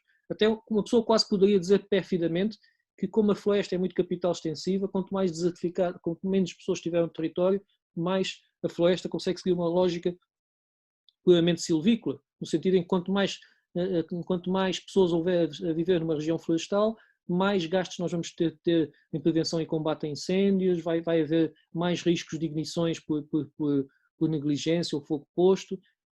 Basta ver que a zona do país que tem de longe mais incêndios é o Minho, né? Que é das onde mais coabita a floresta e as pessoas. O problema da desertificação humana do interior é um drama, mas não vai ser a floresta a conseguir criar emprego para ela, nem vai ser a ocupação humana desse interior a garantir uma boa floresta. São problemas vizinhos, mas que não se influenciam tanto quanto possamos querer. O Pedro Marques falava da questão da vontade política e social e do cadastro não ser um custo, ser um investimento. É verdade que é um investimento, e até um investimento desde logo pelos privados, ou é arrendar terrenos ou comprar terrenos, ou se quer saber onde é que está o vizinho, não consegue. Isso produz uma série de custos de contexto na nossa economia, não é como em Espanha. Em Espanha uma pessoa vai a Castelo e Leão, abre uma página da internet, pica num ponto do mapa e aparecem os limites da propriedade e sabe-se quem é o proprietário. Nós aqui não temos isto. Não temos. É um custo, mas é um custo que depressa se amortizaria. Estou inteiramente de acordo. Há quem diga que o cadastro não tem sido feito. A verdade é que já se discute pelo menos desde a década de 1920 a questão do cadastro e sucessivamente é protelada. Onde o cadastro foi feito foi a sul do Tejo, onde a estrutura de latifúndios facilita o cadastro, o relevo também, e também um facto muito importante: porque é que o Alentejo é de latifúndio e não de minifúndio? Porque o Alentejo, praticamente até 1820, estava na maior parte na posse ou de conventos, ou eram reguengos, portanto terrenos da coroa, ou então eram comendas, terrenos das ordens militares. Qualquer uma destas figuras jurídicas não passava pela tormenta das partilhas. Quando um comendador, até 1820, um comendador da Ordem de Cristo Militar de Avis era uma pessoa a quem o rei recompensava com o usufruto de uma comenda, que era um conjunto de propriedades, normalmente de latifúndios, no Alentejo, do qual ele gozava como se fosse proprietário durante o resto da sua vida, e quando morresse voltava à coroa e o rei atribuía a um favorito. Portanto, o sul do país escapou às partilhas até 1820. Em 1820, com o país falido com as guerras napoleónicas, as comendas deixaram de ser comendas de rendimento e passaram a ser comendas honoríficas, e o Estado vendeu os terrenos para obter dinheiro para pagar as dívidas de guerra. E depois, mais tarde, houve a desamortização dos bens da Igreja, de que o Gonçalo falou, mais tarde, com a expulsão das ordens religiosas. E é engraçado, Gonçalo, porque em Espanha fala-se da desamortização, do mendizábal. E porquê que é a desamortização? É a desamortização porque deixou de estar em mãos mortas. E o que eram as mãos mortas? As corporações mãos mortas eram as congregações religiosas, em que havia a lei das mãos mortas, em que eles não só não pagavam impostos, como os bens da Igreja não podiam ser postos em mercado. Eram inalienáveis. O que significava, aliás, isto é um tema de discussão frequente no século XIX entre o fomento rural, eram os terrenos que estavam em mãos mortas, que eram proprietários que não vendiam, não arrendavam, não cultivavam e não pagavam imposto. Só que as mãos mortas, de há 200 anos, eram congregações religiosas absentistas. E as mãos mortas dos nossos dias são todos aqueles, literalmente, milhões de proprietários de prédios que os herdeiros não que mais resolvem o destino. Portanto, eles nominalmente estão em nome dos herdeiros de fulano de tal, que é de facto mãos mortas, que está morto, não é? E portanto o problema mantém-se. Não é? Mas enfim, já divago, se calhar passava a palavra a quem viesse a seguir. Muito bem. Gonçalo, queres acrescentar ainda mais alguma coisa? Eu queria fazer só aqui uma suma daquilo que eu falei. É assim, não é preciso estar a expropriar e toda a terra, temos que ir crescendo aos poucos, mas mais importante ainda é defender aquilo que já temos, ok? Ou seja, temos que melhorar o serviço florestal, tem que decidir qual é que é a função do ICNF, para que é que serve a floresta legal, mas tem que ser uma discussão pública na Assembleia, não pode ser uma coisa feita por um só governo. Depois vem aqui no nosso país a rotação entre PSD e PS, e daqui a uns anos vem o PSD e depois acaba com a Floresta Legal e depois vem o outro. Assim, isto tem que ser uma coisa muito a longo prazo, ok? E pronto, e basicamente era isso que eu queria falar. Não, acho que já vai tarde. Já vai tarde, já, mas as agora não saem muito à noite, por isso. Acho que foi muito interessante. E é a vantagem. Mas parece que o horário foi bom, porque tivemos muitos participantes. Quantos participantes é que houveram? Porque eu não tive. Acho que chegámos a ter 70 e vários, 70 e tais, 75. Foi muito bom mesmo. 57 pessoas connosco, não? Sim. E houve imensas intervenções, muitas perguntas, excelentes respostas também, diria eu. E pronto, e com isto acho que diria que podemos terminar. Eu queria agradecer imenso ao Gonçalo e ao Pedro pela excelente qualidade, diria, deste debate e ao público, obviamente, com as intervenções e com as perguntas. Enfim, focámos muitos temas, mas enfim, talvez salientasse alguns aspectos que me parecem essenciais aqui do debate e, enfim, coisas que faltam fazer. Enfim, o Gonçalo trouxe-nos a importância da floresta pública, apesar enfim, de ser claramente mal gerida, mas, enfim, existe potencial para que seja bem gerida, pelo menos, a necessidade de aumentar a floresta pública. Ele demonstrou que, com empenho, com interesse, é possível pegar em terrenos que estão, enfim, de baixa qualidade, que estão áridos, etc., e reflorestar, e em paisagens que eram áridas transformaram-se em florestas luxuriantes. E depois penso que os dois salientaram muito a importância da gestão. O Pedro também falou, sobretudo, falou imenso nisso, a importância de ter os terrenos, enfim, com algum uso, e quando os terrenos têm uso, de facto, ardem menos. E explicou, enfim, com bastante detalhe a importância de alterarmos as políticas sucessórias, ainda agora falou mais nisso, e depois toda a parte fiscal, não é? De utilizar a fiscalidade precisamente para, enfim, incentivar aquilo que queremos e desincentivar os comportamentos que não queremos. Pronto, acho que foi mais um debate, acho que foi muito rico, eu próprio aprendi muitas coisas neste debate, por isso, e aproveito para desejar a toda a gente umas excelentes férias. Vemos em setembro, se Deus quiser, e, enfim, um abraço a todos e um bom resto de semana. Obrigado.